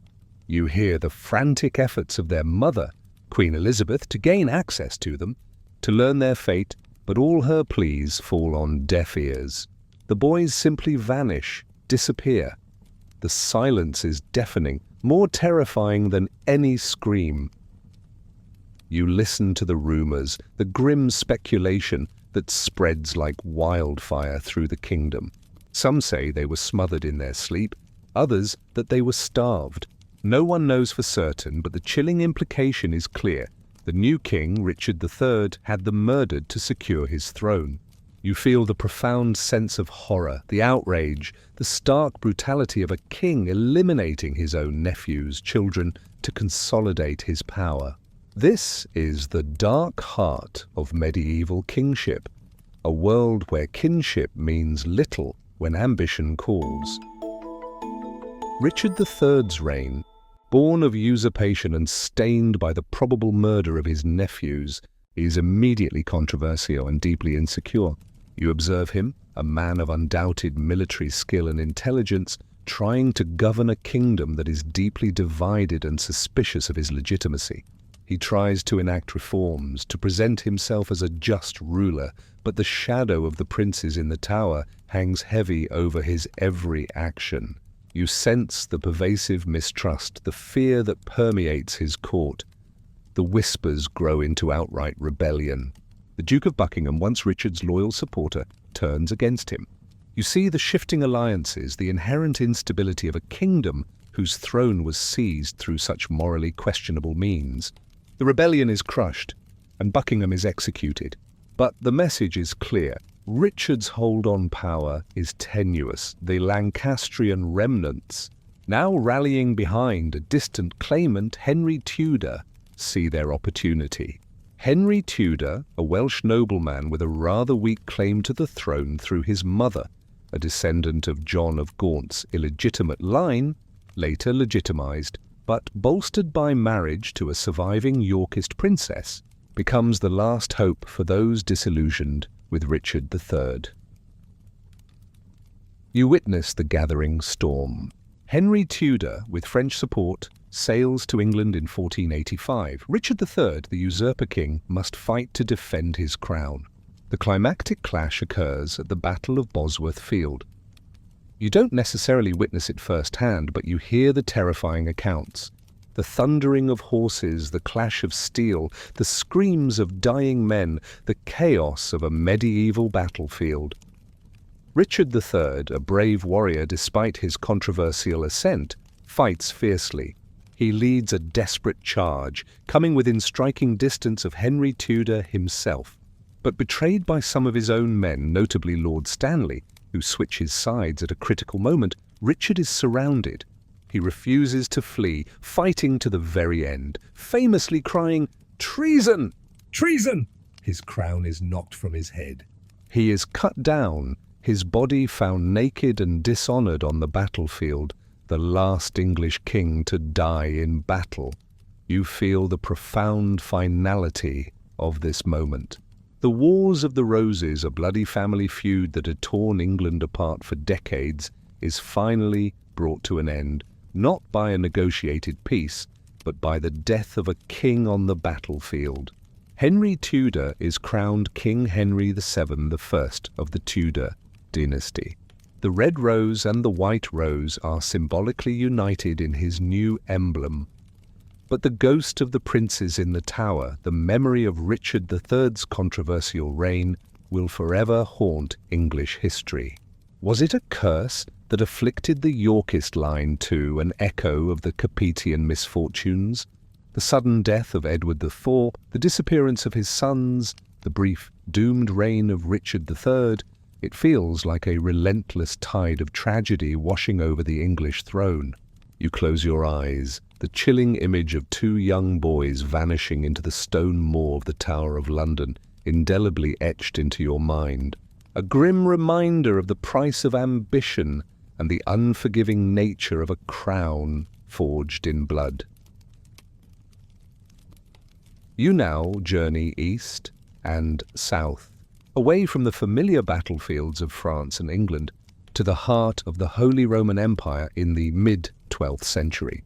This is a realm of sprawling territories, powerful princely states, and a constant, often bloody, struggle between imperial authority and papal power. Here, a new dynasty, the Hohenstaufens, rises to prominence, a line of brilliant, ambitious, but ultimately ill-fated emperors.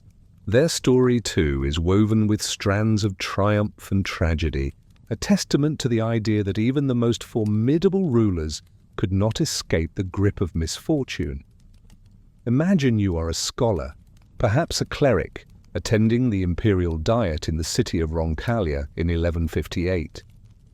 The air is thick with the scent of parchment, ink and the nervous sweat of countless princes, bishops and noblemen gathered from across Germany and Italy. You are in the presence of greatness. Frederick the unholy Roman emperor, known to history as Barbarossa, Redbeard, a truly legendary figure. He is physically imposing, with a shock of reddish gold hair and beard, his eyes keen and intelligent. He is a man of immense charisma, a skilled military leader, and a visionary who dreams of restoring the glory of the ancient Roman Empire. You feel his aura of authority, the weight of his imperial ambition, as he lays down his claims over the rebellious Lombard cities of Italy. You observe the tension in the room. Barbarossa is attempting to reassert imperial rights that have been eroded over decades of conflict and decentralization. He aims to bring the wealthy, independent Italian city-states to heel, to make them acknowledge his sovereignty and pay him tribute. This, you realize, is a dangerous game, one that will inevitably bring him into direct conflict with the most powerful institution in medieval Europe, the papacy. The long-standing struggle between empire and papacy, known as the investiture controversy and its aftermath, is a fundamental feature of this era. Both claim universal authority, one temporal, one spiritual. You understand the profound implications of this clash. For Barbarossa, control of Italy, especially its rich northern cities, is crucial to his imperial vision. But for the Pope, any assertion of imperial dominance in Italy, particularly in the Papal States, is an existential threat. Barbarossa's reign is a ceaseless whirlwind of military campaigns and political maneuvering. You follow him as he leads 6 major expeditions into Italy. You see the siege engines, the massive armies, the brutal destruction of rebellious cities like Milan, razed to the ground as a warning to others. You also see the immense logistical challenges, the cost in men and treasure, the constant threat of disease that stalks medieval armies. You feel the grit of the dusty Italian roads beneath your imaginary feet, the weight of a heavy traveling cloak, the pervasive anxiety of a campaign that never truly ends. The papacy, viewing Barbarossa's ambitions as a threat to its independence, becomes his relentless adversary. Pope Alexander III emerges as a formidable opponent, a master diplomat who skillfully forges alliances with the Lombard cities against the emperor. You see the cleverness of this strategy. By uniting the spiritual and temporal powers against him, they create an almost insurmountable barrier to Barbarossa's vision. You witness the political drama unfold. Barbarossa attempts to counter Alexander III by supporting a series of anti-popes, essentially setting up rival claimants to the chair of St. Peter. This only deepens the schism within the Church and further alienates many European powers. You realize the profound power of the spiritual realm in this era. To be excommunicated, to be at odds with the Pope, means to risk eternal damnation and to lose the loyalty of your subjects. The struggle culminates in a decisive defeat for Barbarossa at the Battle of Legnano in 1176, where his imperial knights are crushed by the citizen militias of the Lombard League. You hear the accounts of the battle, the humiliation of a mighty imperial army defeated by foot soldiers from a city. It is a turning point, a clear signal that the emperor cannot simply impose his will by force alone. After years of relentless struggle, Barbarossa is forced to make peace. In 1177, he famously meets Pope Alexander III in Venice, performing a public act of submission by prostrating himself before the Pope. You imagine the scene, etched in the minds of contemporaries, the proud, formidable emperor, humbled before the spiritual authority of the Church. It's a powerful symbolic moment, a stark illustration of the limits of even the greatest temporal power. Despite this apparent defeat, Barbarossa is a resilient and pragmatic ruler. He turns his attention to strengthening his power within Germany, marrying his son, Henry VI, to Constance, heiress to the Kingdom of Sicily. This strategic marriage is a masterstroke setting the stage for the Hohenstaufens to inherit a vast and wealthy kingdom in southern Italy, thus encircling the Papal States. You understand the long game he is playing, the way a dynasty can use marriage and diplomacy to achieve what military force alone cannot. Barbarossa enjoys a period of renewed prestige. He presides over the magnificent Diet of Mainz in 1184, a spectacle of chivalry and imperial grandeur designed to showcase his power and the unity of his realm. You see the vibrant colors, the shining armor, the sheer majesty of the imperial court, a stark contrast to the earlier images of conflict and humiliation. But the ambition of the Hohenstaufens, their relentless drive for universal dominion, seems to carry an inherent curse of a self-destructive tendency. In 1189, Barbarossa, now in his late 60s, answers the call of the Third Crusade, along with Richard the Lionheart of England and Philip Augustus of France.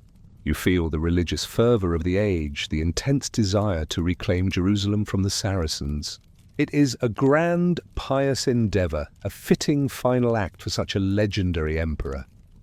You follow the accounts of his mighty army marching across Europe and through Anatolia, facing the immense challenges of logistics, hostile terrain, and relentless heat. The journey is arduous, a true test of endurance. You feel the dust in your throat, the aching fatigue in your limbs, the constant hunger and thirst. Then, in June of 1190, the unthinkable happens. While crossing the Salef River, Göksu River in modern Turkey, Barbarossa, legend says, either dismounted to swim or was carried off his horse by the strong current. He drowns. You hear the news carried by stunned, grief-stricken messengers, and a profound sense of shock settles over the Crusader camp and then across Europe. The mighty Barbarossa, the Red Emperor, whose very name struck fear into the hearts of his enemies, is gone not in glorious battle, but in a simple, ignominious drowning accident in a shallow river. You try to reconcile this inglorious end with the magnificent life he lived, the towering figure he was. It feels almost absurd, a cruel twist of fate for a man who seemed destined for a grander, more heroic demise. His death shatters the morale of his army, many of whom desert. His crusade unravels, and his remains, intended for a triumphant burial, are lost or buried piecemeal along the journey. His death, sudden and unexpected, marks the first significant tragedy for the Hohenstaufen dynasty, a premonition of the even greater misfortunes that will befall his direct descendants. He died not in triumph, but in a river in a distant land. His grand imperial vision unfulfilled, his dynasty's future now resting on his son, Henry VI. You close your eyes, the image of the great emperor, his red beard glistening in the sun, consumed by the relentless current of a foreign river. A powerful reminder that even the most formidable of kings can be brought low by the simplest of accidents. Perhaps a final subtle strike of the imperial curse. You are now at the dawn of the 13th century, and the Hohenstaufen saga continues, a tale of unparalleled brilliance and devastating tragedy. Frederick III, Barbarossa's son, Henry VI, has had a short but impactful reign, successfully uniting the Holy Roman Empire with the powerful Kingdom of Sicily through his marriage to Constance. He too died suddenly at the young age of 32, leaving behind an infant son. You feel the familiar chill of untimely royal death, a recurring motif in these cursed dynasties. That infant son is Frederick II, the focus of this segment, a figure so extraordinary that he would be called Stupor Mundi, the wonder of the world.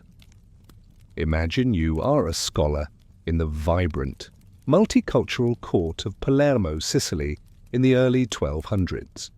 The city is a dazzling mosaic of Latin, Greek, Norman, Arab, and Jewish influences, a melting pot of languages, ideas, and cultures. You smell the exotic spices, hear the strains of Arabic music, see the intricate artistry of Byzantine mosaics. This isn't the grim feudal Europe you might have imagined. This is a hub of learning and tolerance, far more advanced than many Northern European courts. Frederick II is a product of this unique environment. Orphaned young, he grew up largely untutored by nobles, instead surrounded by the diverse peoples of Palermo. He becomes a polymath, fluent in 6 languages: Latin, Sicilian, German, French, Greek, Arabic, knowledgeable in mathematics, astronomy, philosophy, and zoology. He writes treatises on falconry, establishes the University of Naples, one of the oldest in Europe, and promotes scientific inquiry, often questioning established dogma. You are fascinated by his intellect, his restless curiosity, his open-mindedness, a stark contrast to the often rigid dogmatism of the age. But Frederick II is not just a scholar. He is a formidable ruler, a military strategist, possessing the ambition and ruthlessness of his Hohenstaufen ancestors.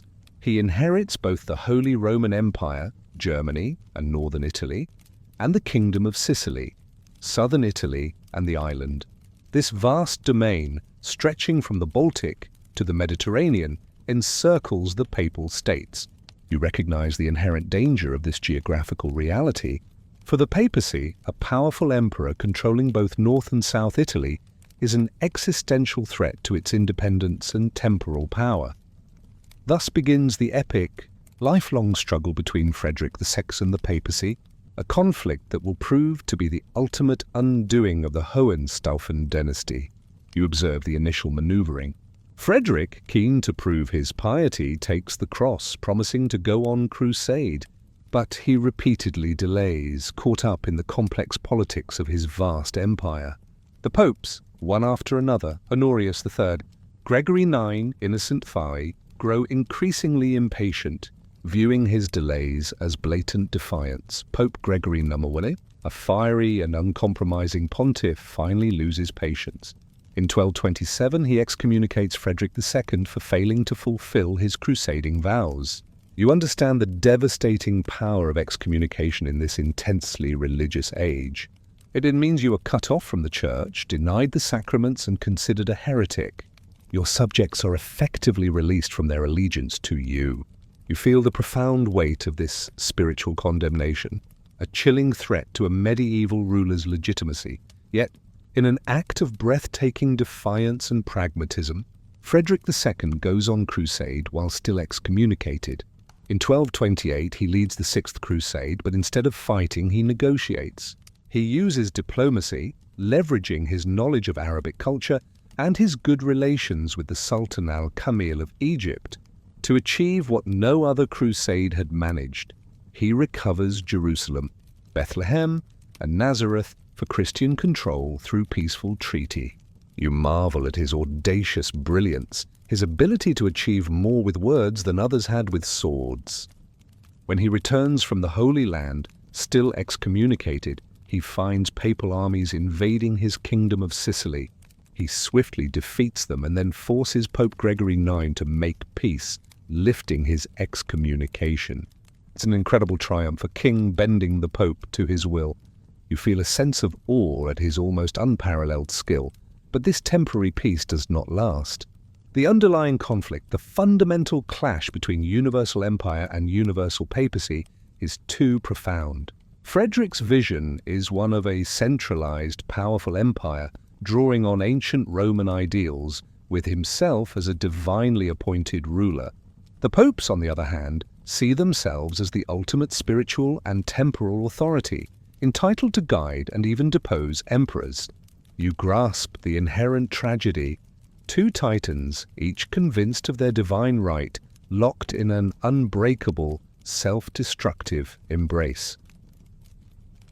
You observe Frederick II's efforts to govern his dual empire. In Germany, he grants concessions to the princes, inadvertently strengthening their power and weakening the imperial center. In Sicily, however, he builds a highly centralized, bureaucratic, and modern state, implementing rational laws, promoting trade, and maintaining a powerful, loyal army. He builds magnificent castles like Castel del Monte, a stunning octagonal fortress that feels like a testament to his unique blend of military strength and intellectual curiosity. His court in Sicily is a dazzling intellectual center, a magnet for scholars, poets, and scientists from across Europe and the Islamic world. You imagine the vibrant debates, the exchange of ideas, the almost proto-Renaissance atmosphere that contrasts sharply with the often brutal realities of medieval warfare. He is tolerant of different faiths, employing Muslim soldiers and allowing his Jewish subjects to flourish. This earns him the condemnation of the papacy, who view his enlightened policies as heresy and his court as a den of infidels. The conflict with the popes reignites with ferocity. Pope Gregory IX, now in his 90s, famously calls Frederick the Antichrist the beast of the apocalypse. You are chilled by the vitriol, the absolute hatred hurled at the emperor from the highest spiritual authority. This isn't just a political dispute. It's a cosmic battle between good and evil, as perceived by the papacy. Frederick, for his part, uses his vast propaganda machine to portray the Pope as a hypocrite, a false shepherd driven by temporal greed rather than spiritual concerns. You realize how sophisticated medieval propaganda could be, shaping public opinion even without printing presses. The war between the emperor and the papacy becomes an all-consuming struggle, exhausting both sides. Frederick battles the rebellious Lombard cities who are consistently supported by papal gold and spiritual blessings. You see the endless sieges, the skirmishes, the devastating impact on the Italian countryside, where the conflict is most fiercely waged. The struggle drains the empire's resources, both human and financial. The wonder of the world is also a man of immense personal tragedy. His first wife dies young. His second wife, Isabella of England, sister of Henry III, also dies early. His sons prove to be a source of immense grief and betrayal.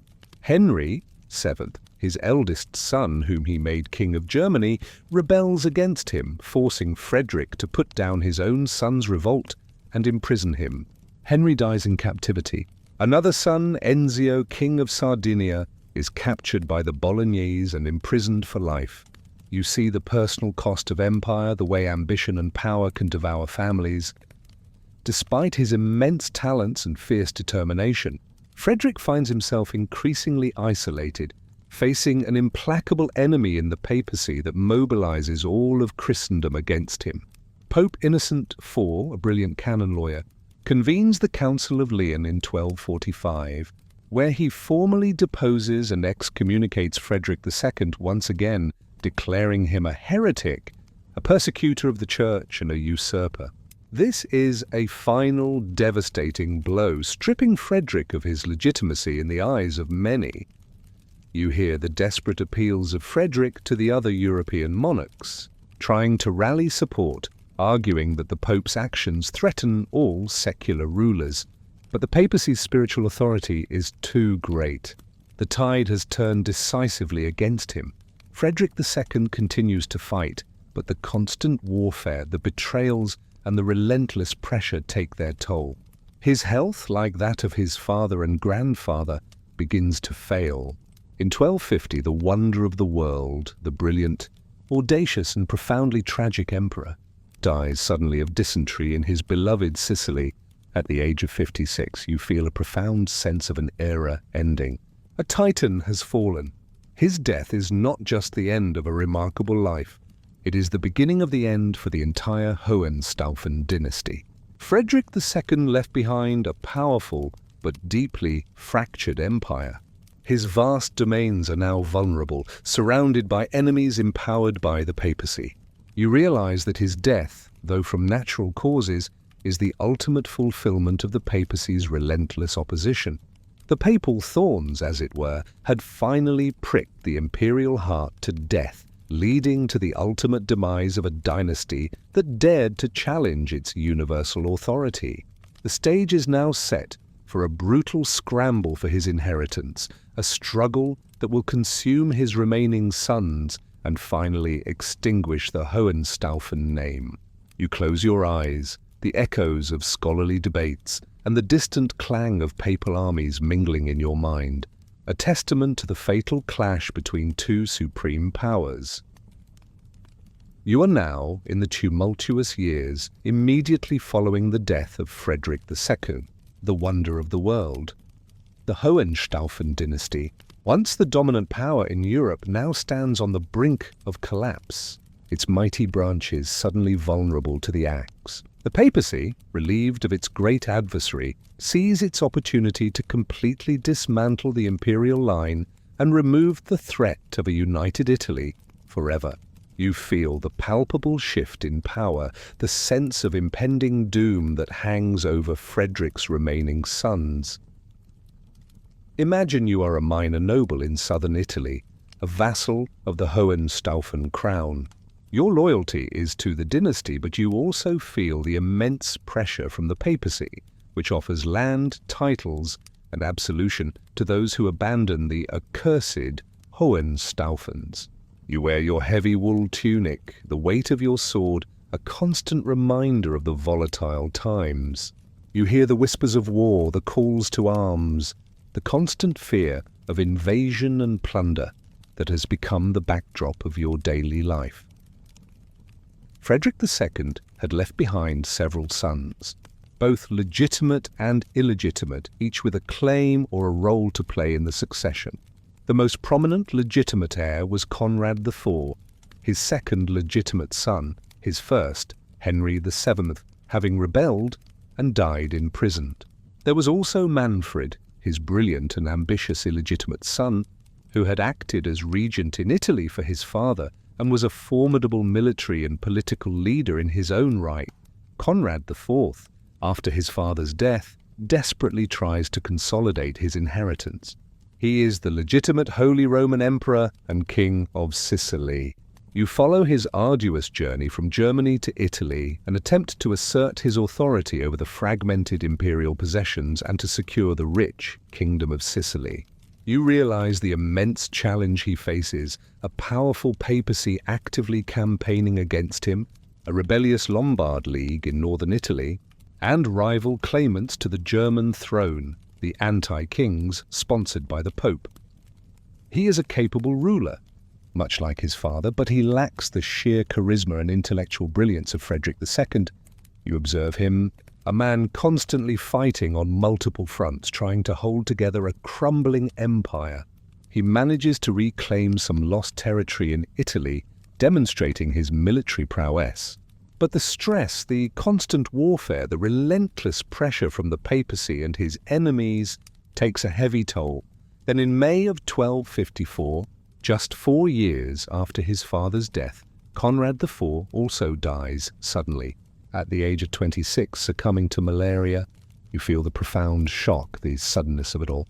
Another Hohenstaufen emperor, young and promising, cut down in his prime.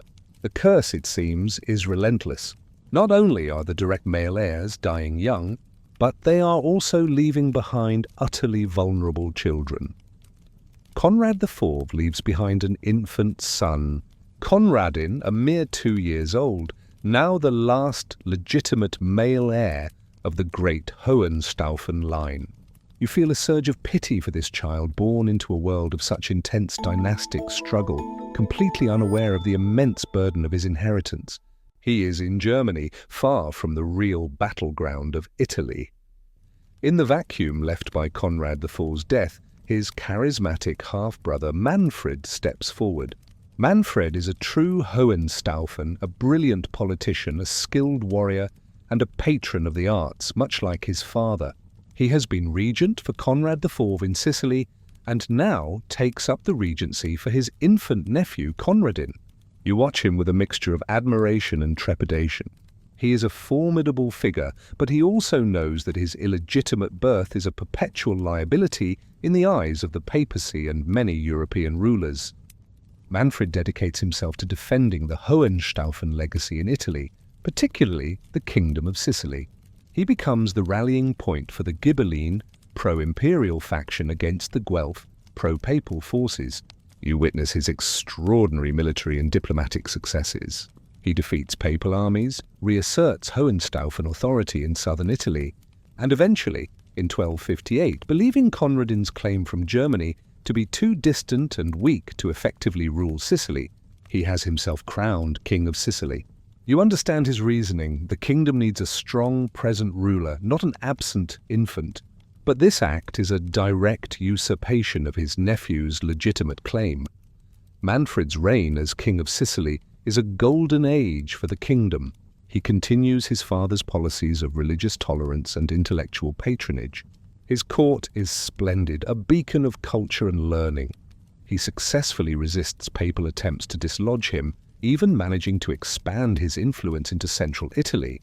You see him as a king truly in the mold of Frederick II, a defiant challenge to papal power.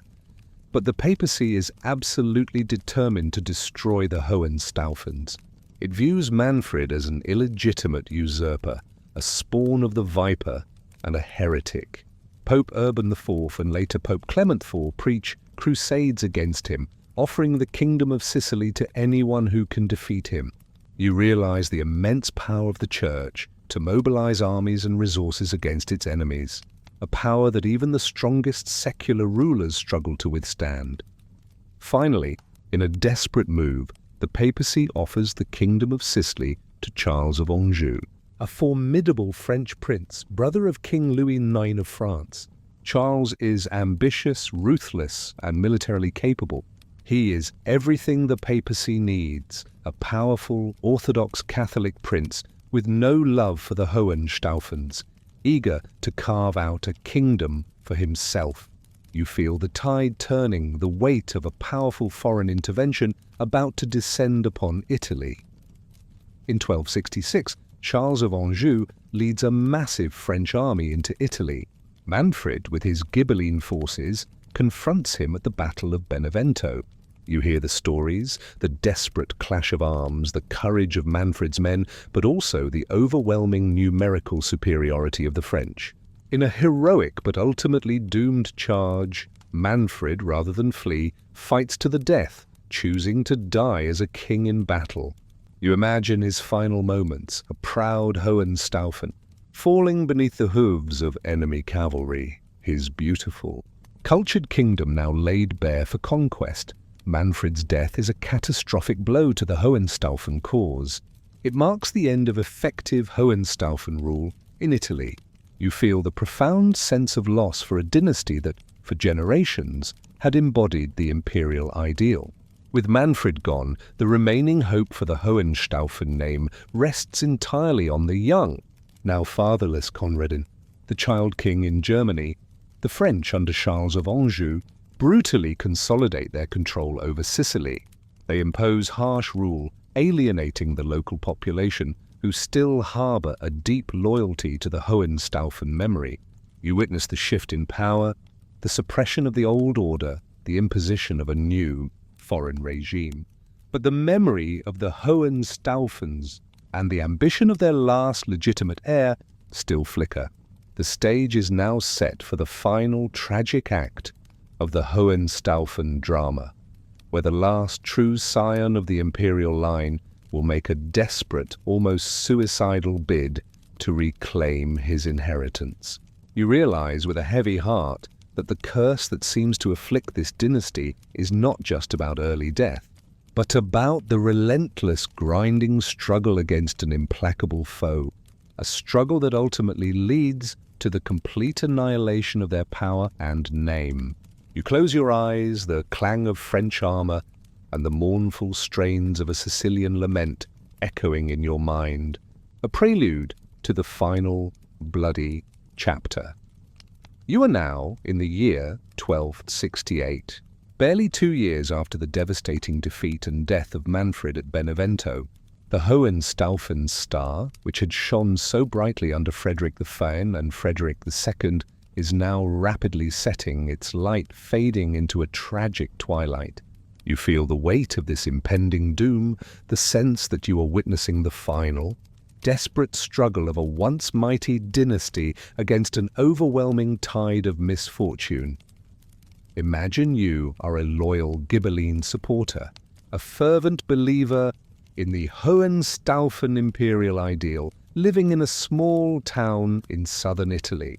You wear the worn clothes of a civilian, but your heart beats with the fierce loyalty of a partisan. You have seen your world turned upside down by the brutal French conquest under Charles of Anjou. You smell the fear, the resentment, the simmering anger of a populace subjected to foreign rule and heavy taxation. The air is thick with tales of French arrogance and cruelty, stories that fan the flames of hope for a Hohenstaufen return. And that hope, tenuous but fierce, rests entirely on the young shoulders of Conradin, the 2-year-old infant left behind by Conrad the Forge. By 1268, he is a 16-year-old boy, the last legitimate male scion of the Hohenstaufen dynasty, living in Germany. He is, by right, king of Sicily and Jerusalem, an heir to the Holy Roman Empire. You hear the news of him in fragmented reports, whispers of the young eagle, the last hope. Conradin is an intelligent, charismatic and courageous young man, much like his formidable grandfather, Frederick II. He is convinced of his divine right, of his duty to reclaim his inheritance from the usurper, Charles of Anjou, and the relentless papacy. He is the beacon around which all remaining Ghibelline hopes now coalesce. You feel the stirring of optimism, the belief that perhaps, just perhaps, this young king can turn the tide. Against the fervent advice of his mother and many German nobles, who warn him of the immense dangers, Conradin decides to launch an expedition to Italy. He sells off his ancestral lands, raises a small army, mostly German mercenaries and loyal Italian Ghibellines, and, in a gamble of truly epic proportions, sets off to reclaim his ancestral kingdom. You marvel at his audacity, his youthful determination, but also feel a profound sense of foreboding. He is marching directly into the maw of the most powerful and implacable enemies his family has ever faced. You follow his journey, if only through news and rumor. As he marches through northern Italy, he is welcomed as a liberator by the Ghibelline cities. His arrival ignites a wave of rebellions against Charles of Anjou's rule in southern Italy and Sicily. You see the hope in the eyes of the people, the spontaneous uprisings, the belief that their true king has returned. Rome, traditionally pro-papal, even welcomes Conradin, forcing the Pope to flee.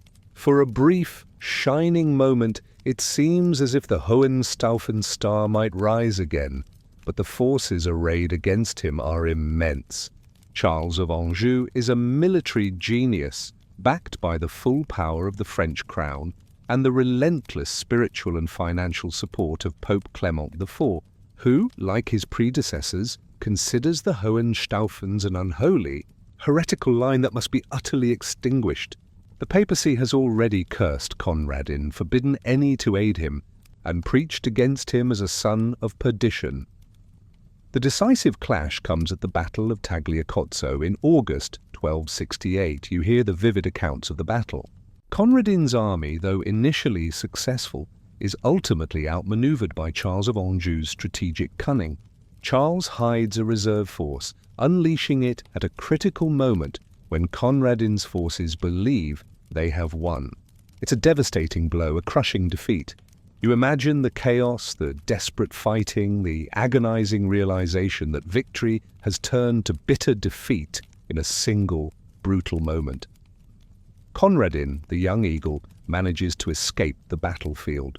You feel a flicker of hope, a desperate prayer that he might yet survive, regroup, and fight another day. But his luck has run out. He is betrayed, captured by a local nobleman while attempting to flee to Sicily, and handed over to Charles of Anjou. His capture marks the grim culmination of the papacy's long war against the Hohenstaufens. Charles of Anjou, with the implicit or explicit approval of Pope Clement IV, decides on a horrifying course of action. Conradin, a legitimate king and emperor-elect, is put on trial for treason. You recognize the profound injustice of this. How can a king be tried for treason against a usurper? It's a political murder disguised as legal process. The verdict, of course, is guilty. In October 1268, Conradin, the last legitimate male heir of the great Hohenstaufen dynasty, is publicly executed in the market square of Naples. He's just 16 years old. You imagine the scene with a chilling clarity, the crowded square, the grim executioner, the young king, perhaps defiant, perhaps terrified, kneeling before the block. You feel the collective gasp of the horrified populace, many of whom still regarded him as their rightful sovereign. Before the axe falls, legend says Conradin throws his glove into the crowd, a symbolic gesture designating his rightful heir, perhaps a cousin, Peter III of Aragon, who would later indeed take up the Hohenstaufen claim. Then with a final chilling blow the axe falls, ending the life of the last wonder of the world's blood. You hear the gasp, the collective sigh of horror from the onlookers, and then a strange, unsettling silence falls over the city. The head of the young king, dripping with blood, is displayed to the stunned crowd. His companion, Duke Frederick of Baden, is also executed, completing the papacy's relentless purge. With Conradin's death, the direct, legitimate male line of the Hohenstaufen dynasty is utterly extinguished. You count them in your mind: Frederick Barbarossa drowning ignominiously, his son Henry VI dying young, Frederick II, the brilliant Stupor Mundi dying exhausted after a lifetime of relentless struggle with the papacy, Conrad IV dying young of illness, Manfred dying heroically but in defeat, and finally the young Conradin brutally executed. 6 generations, one after another, meeting untimely or tragic ends, all within the span of about a century. You reflect on the relentless nature of the papacy's war against them. It was a total war, not just against their armies, but against their very existence, a spiritual and temporal crusade aimed at their annihilation. The papacy finally succeeded, removing the threat of a unified Italy under imperial rule by eradicating the family that dared to challenge its authority. The death of Conradin is more than just an execution. It is the brutal end of a golden age, the final bloody punctuation mark on a dynasty that had profoundly shaped medieval Europe. You feel the profound sense of loss, the chilling finality of it. The dream of a universal Holy Roman Empire, so passionately pursued by the Hohenstaufens, dies with Conradin in the dusty square of Naples. You close your eyes. The image of the young king's defiant final gesture, the glint of the executioner's axe, and the stunned silence of the crowd, all vivid in your mind. The curse on the Hohenstaufens was not just death, but the complete destruction of their legacy, their name, and their vision for the world. You are left with a chilling understanding of how utterly ruthless medieval power could be, and how even the brightest and boldest of dynasties could be brought to a complete and devastating end. You now travel eastward, across the Mediterranean, to a civilization that, by the 13th century, is a shadow of its former glory, but still retains immense cultural and historical significance: the Byzantine Empire. This is the Eastern Roman Empire, a millennium-old civilization, a bastion of Orthodox Christianity and classical learning, but one that has been in slow, agonizing decline for centuries. For you, accustomed to the rough and tumble politics of Western Europe, Byzantium offers a different kind of cursed dynasty narrative, one of internal rot, external pressure, and a profound, almost spiritual weariness. Imagine you are standing in Constantinople in 1261. This is not the magnificent city of Justinian, nor the impregnable fortress that withstood countless sieges. This is a city that, for the past 57 years, has been under the brutal occupation of Latin crusaders, utterly sacked, its treasures looted, its institutions desecrated. You walk through streets that still bear the scars of foreign conquest, past once grand palaces now in ruins, through churches stripped of their gold and relics. You smell the lingering stench of neglect, the damp stone, the faint bitterness of decay, a sharp contrast to the imagined splendor. But in this moment, there is also hope, a fragile, exhilarating hope. The city has just been reconquered by Michael VIII Palaiologos, the founder of the Palaiologos dynasty, the last ruling house of the Byzantine Empire. You witness his triumphant entry, the cheers of the populace, the sense of liberation and joy. Michael, a brilliant and ambitious general, has achieved the seemingly impossible. He has recaptured the capital and restored the Byzantine Empire. You feel the elation, the profound sense of destiny that must have gripped the Byzantines. This is a moment of rebirth, a second golden age in the making. However, you quickly realize that the restored empire is a vastly diminished entity. It's a patchwork of territories surrounded by powerful, often hostile neighbors, the ambitious Latins in the west, Phoenicians, Genoese, Angevins, the rising Ottoman Turks in the east, and various Bulgarian and Serbian states to the north. You understand the immense challenge facing Michael VIII. He has inherited a hollowed-out shell of an empire, economically crippled, militarily weakened, and culturally scarred. The glory of Byzantium, you realize, is more a memory than a living reality. Michael VIII is a king, or rather, an emperor, a basileus, of immense capabilities. He is a master diplomat, a shrewd military strategist, and a pragmatic politician. You observe his tireless efforts to secure his precarious throne and stabilize the empire. He negotiates with the various Western powers, playing them against each other, trying to prevent another Latin invasion. He uses diplomacy and even bribes to manage the growing Turkish threat in Anatolia. He rebuilds Constantinople, repairing its walls, reviving its institutions, and encouraging trade. You admire his relentless drive, his sheer force of will in attempting to revive a dying empire. But the very act of restoration and the circumstances of his usurpation carry the seeds of the Palaiologan dynasty's long, agonizing curse. Michael VIII was not the legitimate emperor when he recaptured Constantinople. He had initially been regent for the rightful heir, the young John IV Lascaris. But, in a ruthless act of ambition, Michael had John IV blinded and imprisoned, effectively usurping the throne for himself and his descendants. You feel the chill of this betrayal. Blinding a rival, especially a child, was a common Byzantine practice to render them ineligible for the throne, but it was still a heinous act, a deeply sacrilegious move. This act of usurpation and violence has profound consequences, not just for John IV, but for the legitimacy and ultimate fate of the Palaiologos dynasty. You realize that a dynasty founded on such a brutal betrayal, even in a cutthroat political world, starts with a stain, a moral weakness that will never truly wash away. Michael VIII also faces an immense diplomatic challenge. The threat of a massive Western crusade led by Charles of Anjou, the same Charles who crushed the Hohenstaufens, aiming to restore the Latin Empire in Constantinople.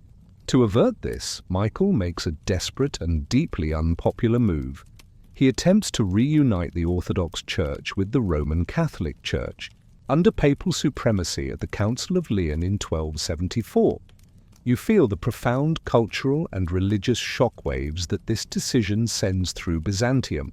The Orthodox clergy and populace utterly reject the union.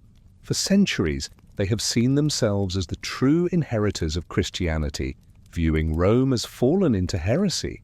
To accept papal supremacy is seen as a betrayal of their faith, their identity, and their sacred traditions. You hear the furious sermons, the angry denunciations from the monks, the deep resentment of the common people. Michael VIII is forced to use harsh measures to enforce the union, persecuting those who oppose it. You witness the brutal suppression of dissent, the imprisonment of monks, the profound division that this policy creates within the empire. It alienates his own people, creates deep fissures within the society, and yet it fails to achieve its primary objective. The West, particularly Charles of Anjou, never truly trusts the union, and the threat of invasion continues to loom. The attempt to placate the West only weakens the empire from within, illustrating how desperate measures can often backfire. As Michael VIII grows older, the external pressures intensify. The Ottoman Turks in Anatolia, initially a minor threat, begin to grow into a formidable power, slowly but inexorably gnawing at the eastern borders of the empire. You see the slow, steady loss of territory, the inability of the weakened Byzantine military to halt the Turkish advance. These aren't dramatic single-battle losses, but a relentless creeping conquest, a slow strangulation of the empire. When Michael VIII dies in 1282, you feel a complex mixture of relief and despair. He was a brilliant but ruthless emperor who had achieved the incredible feat of restoring the empire, but he had also set the stage for its eventual collapse through his usurpation, his unpopular religious policies, and his inability to stem the tide of internal and external decay. His successor, his son Andronikos II Palaiologos, inherits a deeply troubled empire. You observe the immediate fallout. The hated church union is immediately repudiated, a popular move that heals some internal rifts but infuriates the West. Andronikos II, an intellectual and scholar, lacks his father's military acumen and ruthless pragmatism. He is pious and learned, but ineffective as a military commander. You feel the profound sense of a rudderless ship navigating treacherous waters with a captain ill-suited to the storm. The Palaiologos dynasty, for all its initial triumphs, is increasingly trapped. They are caught between the aggressive West and the rising East, constantly struggling for survival, but always seeming to make the wrong decisions or be too weak to make the right ones. You realize that the curse on this dynasty is not one of sudden, dramatic death, but a slow, agonizing decline. A prolonged dance with doom, where each generation watches its patrimony shrink and its power wane. The Byzantine Empire under the Palaiologoi is a dying ember, flickering precariously against the encroaching darkness. You close your eyes, the echoing cheers of a resurrected empire mingling with the somber tolling of a dying civilization's bells, a melancholy symphony of fading glory. You are now immersed in the Byzantine Empire of the early 14th century, a realm that has experienced a brief flicker of resurgence under Michael VIII, only to find itself rapidly receding back into the shadows under his son. Andronikos II, the heir in Constantinople, is not one of hopeful rebuilding, but of palpable anxiety, a pervasive sense of an empire under siege, both from without and, more dangerously, from within. You feel the chill of uncertainty, the deepening despair that settles like a shroud over the once proud city. Imagine you are a scholar in the great palace, trying to preserve the ancient texts and knowledge of your civilization, even as the walls around you seem to crumble. You wear the simple robes of a cleric, your hands often stained with ink, your eyes tired from long hours of study by flickering lamplight. You hear the constant, hushed political machinations, the whispers of discontent, the subtle power struggles that consume the court.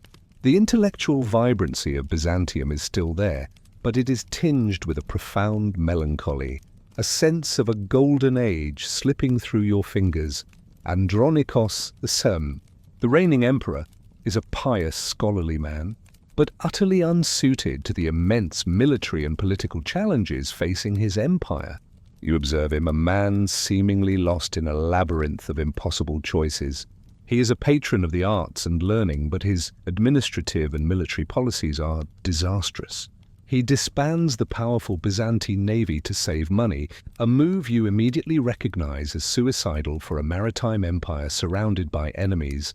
He relies heavily on foreign mercenaries who are expensive, often disloyal, and frequently cause more problems than they solve.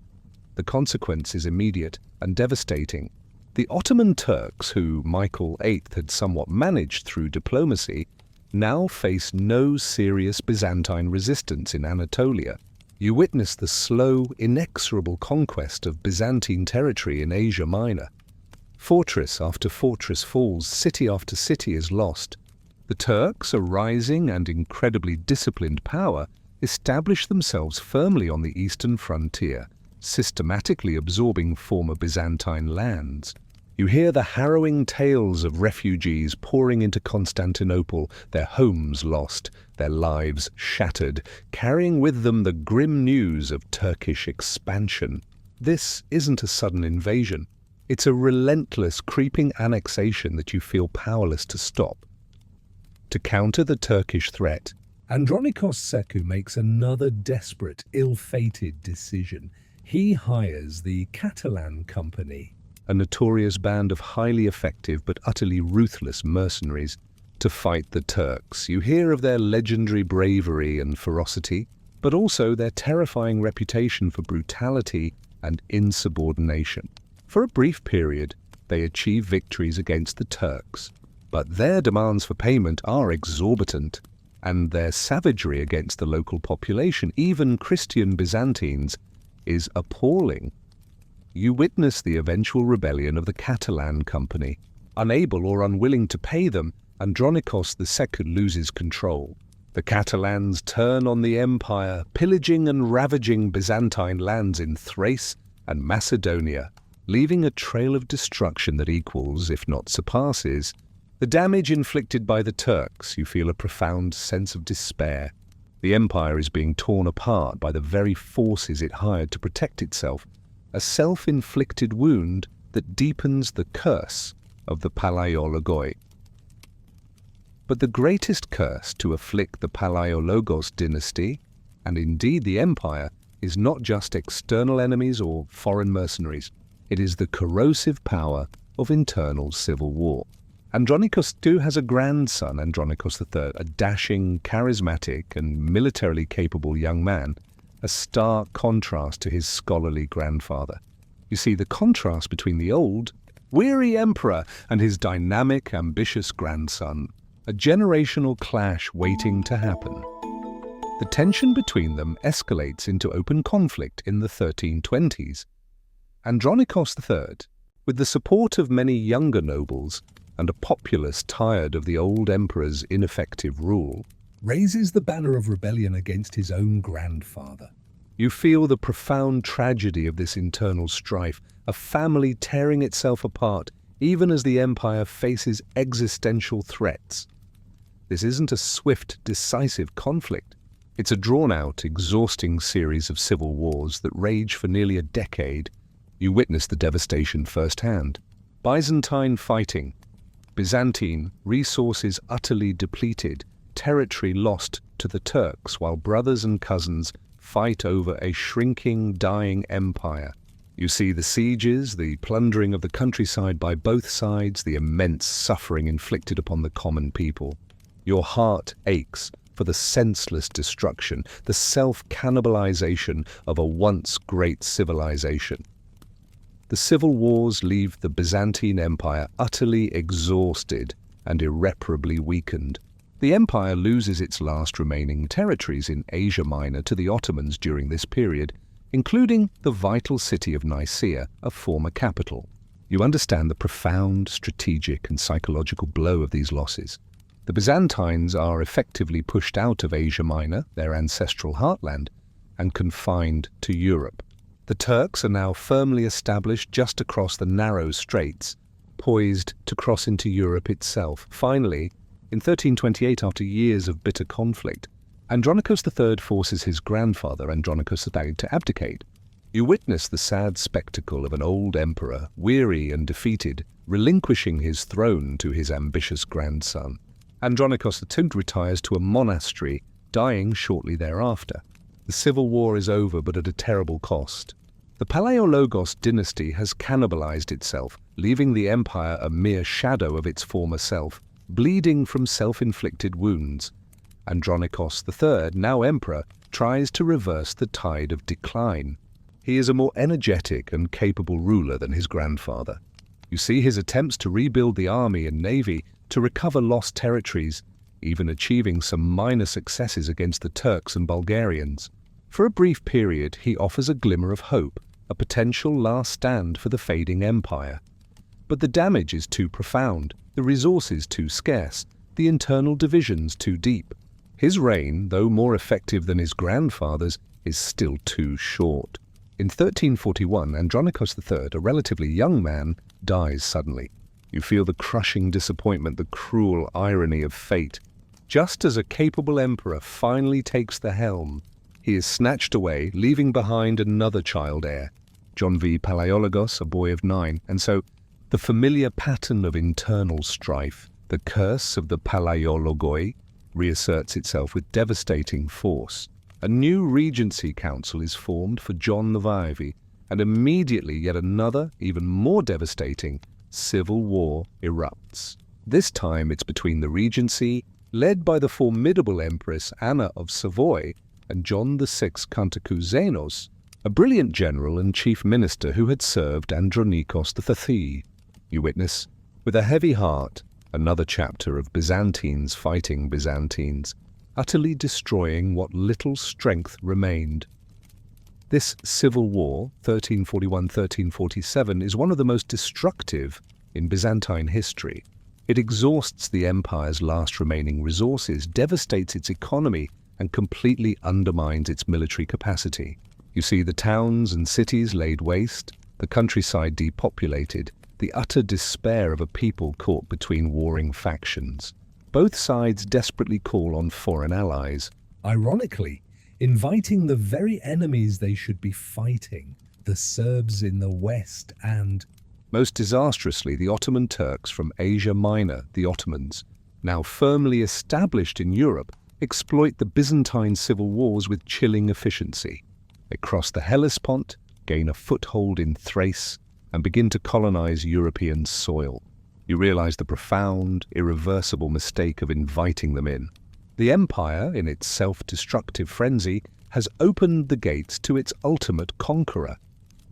The civil war ends with John VI Cantacuzénos proclaiming himself co-emperor alongside John V Palaiologos. But the victory is hollow, the empire utterly ruined. You feel the profound sadness of watching a once great civilization bleed itself dry, its own ambitions and internal divisions proving more lethal than any external foe. The Palaiologos curse, you realize, is a slow, agonizing death by 1,000 self-inflicted cuts, an empire too weary and too divided to save itself, inviting its own destruction through ceaseless fratricide and political blunders.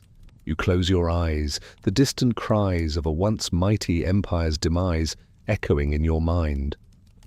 You are now in the late 14th and early 15th centuries, deep into the twilight of the Byzantine Empire. The Palaiologos dynasty, once the great hope for a restored Byzantium, now presides over a pitiful remnant of its former glory, a collection of fragmented territories surrounded by a rising tide of Ottoman power. The air in Constantinople is no longer filled with the hopeful anticipation of revival, but with the grim resignation of a city living on borrowed time, shrouded in an almost palpable sense of impending doom. You feel the profound weight of history, the melancholic reality of witnessing a millennia-old empire's slow, agonizing end. Imagine you are a disheartened citizen of Constantinople. You are no longer living in the dazzling imperial capital, but in a city that is increasingly isolated, impoverished, and depopulated. The once bustling streets are quieter, the grand palaces in disrepair, the magnificent churches scarred and faded. You smell the pervasive scent of despair, the dampness of crumbling stone, the dust of forgotten glory. You see the gaunt faces of your neighbors, the poverty that grips the city, the ever-present shadow of the Ottoman Turks, who are now your closest, most terrifying neighbors, John V Palaiologos, the child emperor, whose reign began with another devastating civil war, rules for a long, tragic period. You observe him, an emperor who, for much of his reign, is a mere pawn in the hands of the powerful Ottoman sultans. He is forced to acknowledge Ottoman suzerainty, to pay tribute, and even to provide military assistance to the very power that is systematically dismantling his empire. You feel the profound humiliation, the utter degradation of an emperor reduced to a vassal of his conquerors. Your modern mind recoils at such a concept, a stark reminder of the brutal realities of power in this era. The internal civil wars, the constant bickering among the Palaiologos family members, continue unabated even as the Ottoman threat grows exponentially. John V himself is overthrown by his eldest son, Andronikos IV, in yet another family feud. Andronikos IV, in turn, is overthrown by his father John V, with Ottoman and Genoese help. Then, John V and Andronikos IV eventually make a deal, with Andronikos' son, John VII, designated as future co-emperor. These are not grand struggles for a vast empire, but desperate, petty squabbles over a rapidly shrinking and impoverished territory. You realize that the Palaiologos curse isn't just about early death, but about a self-destructive impulse, a family incapable of uniting even in the face of annihilation. Each successive civil war further depletes the empire's meager resources and provides more opportunities for the Ottomans to expand their control. You witness the relentless Ottoman advance. They conquer most of the Balkans, encircling Constantinople by land. In 1396, the Battle of Nicopolis sees a massive Western crusade, attempting to save Byzantium, utterly annihilated by the Ottomans. You hear the devastating news, the last great hope from the West crushed, leaving Constantinople completely isolated. By the early 15th century, the Byzantine Empire has shrunk to little more than Constantinople itself, a few Aegean islands and the despotate of Morea, the Peloponnese Peninsula. You see the vast empty lands that once belonged to the empire, now under Ottoman control, a chilling testament to the empire's terminal decline. The emperors are effectively trapped in their capital, reigning over a ghost of an empire.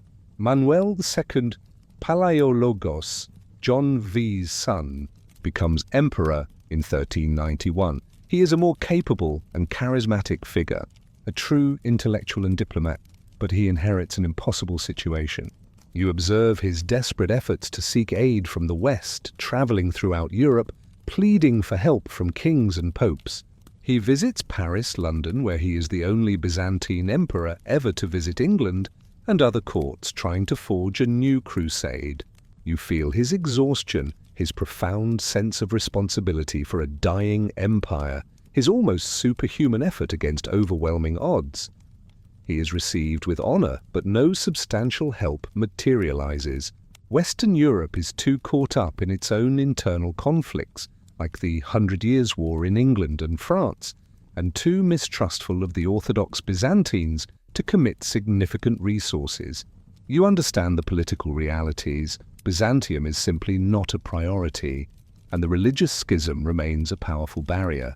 The curse, you realize, isn't just internal. It's the external indifference of a world that has moved on. A brief reprieve comes with the invasion of the Timurids, Mongols, under Timur. In 1402, Timur decisively defeats the Ottoman Sultan Bayezid at the Battle of Ankara, shattering Ottoman power for a few decades. You feel the momentary surge of hope, the miraculous breath of fresh air for the beleaguered Byzantines. Manuel II uses this opportunity wisely, regaining some lost territory and strengthening Constantinople's defences. But this is only a temporary pause in the inevitable. The Ottomans, resilient and determined, eventually regroup and re-establish their power.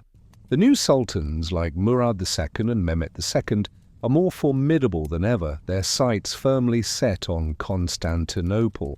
You watch horrified as the walls of the city are slowly encircled again. The final act, drawing inexorably closer.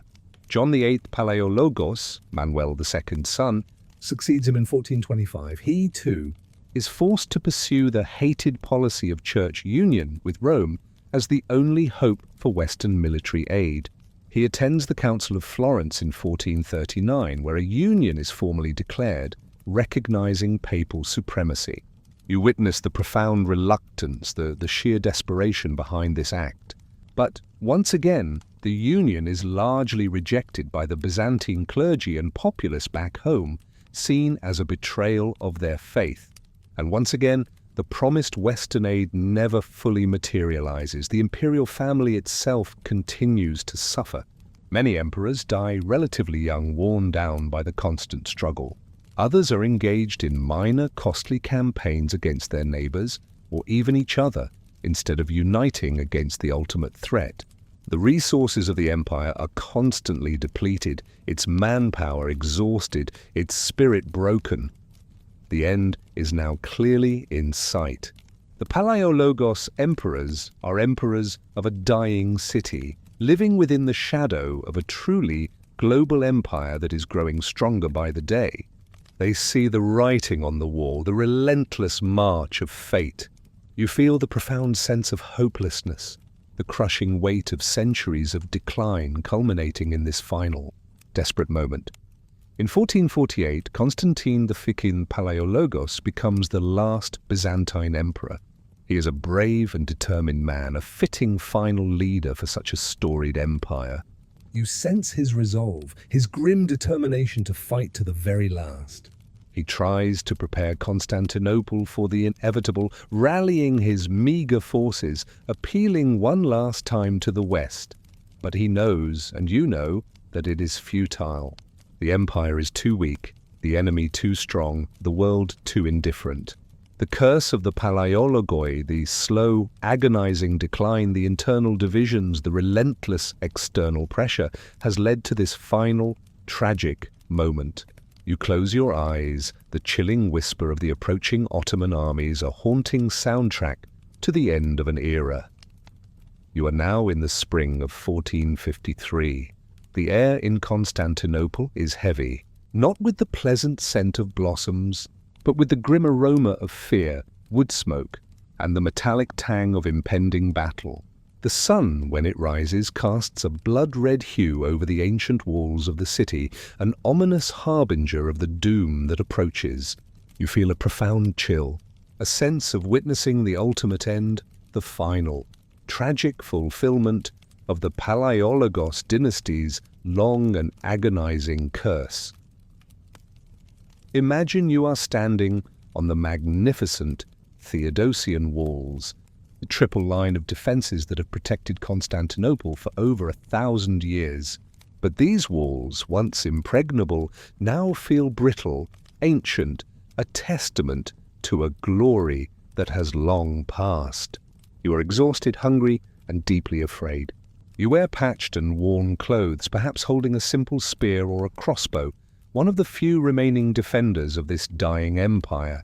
You look out over the vast, menacing camp of the Ottoman Turks, stretching for miles, a sea of tents, banners and weapons, bristling with an overwhelming force. Sultan Mehmet II, a brilliant and ruthless young conqueror, is at their head.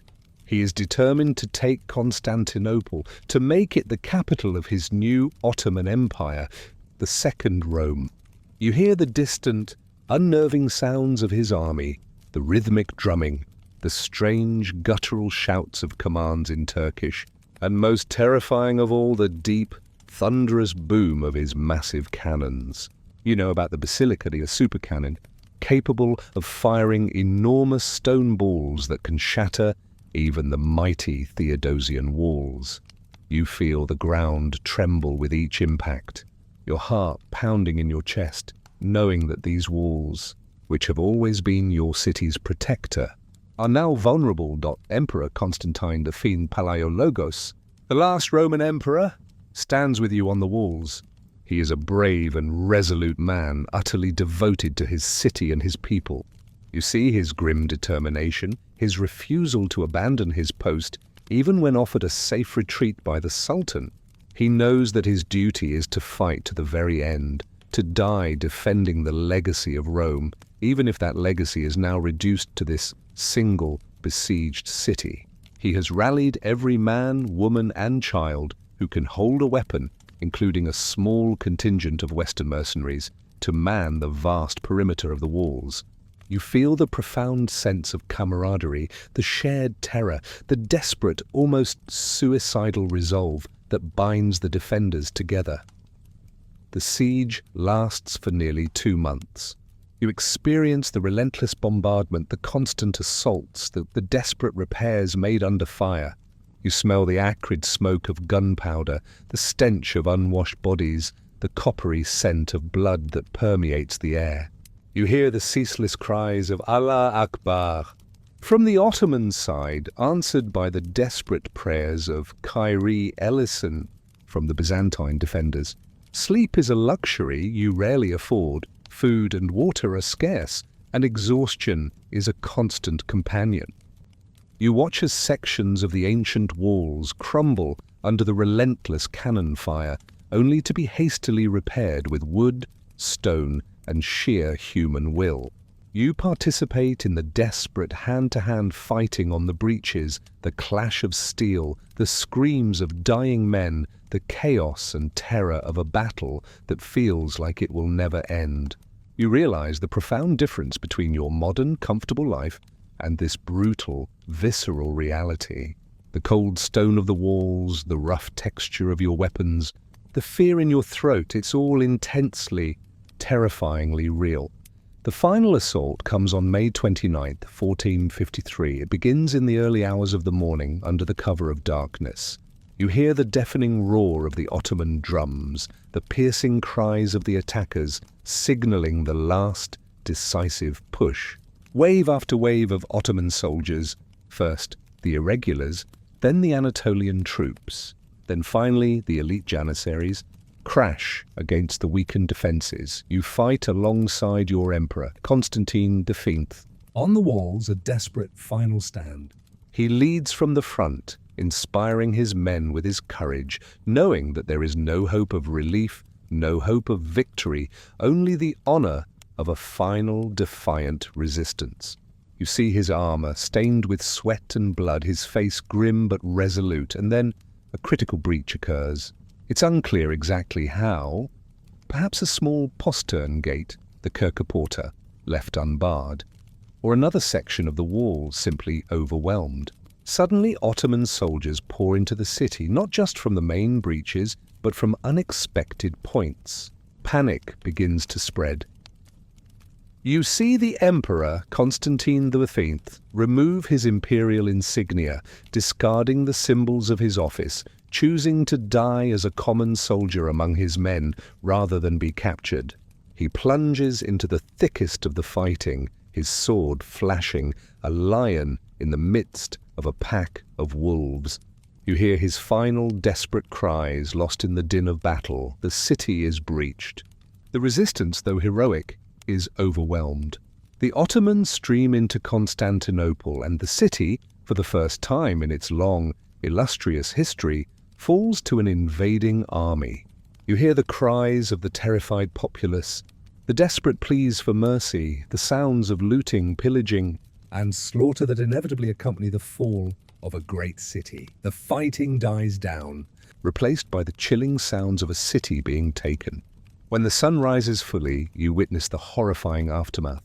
The streets are strewn with bodies. The great Hagia Sophia is being converted into a mosque, its Christian symbols defaced. The Palaiologos dynasty, and with it the Roman Empire itself, is utterly and completely extinguished. Constantine faints. Palaiologos is never found, his body lost in the melee.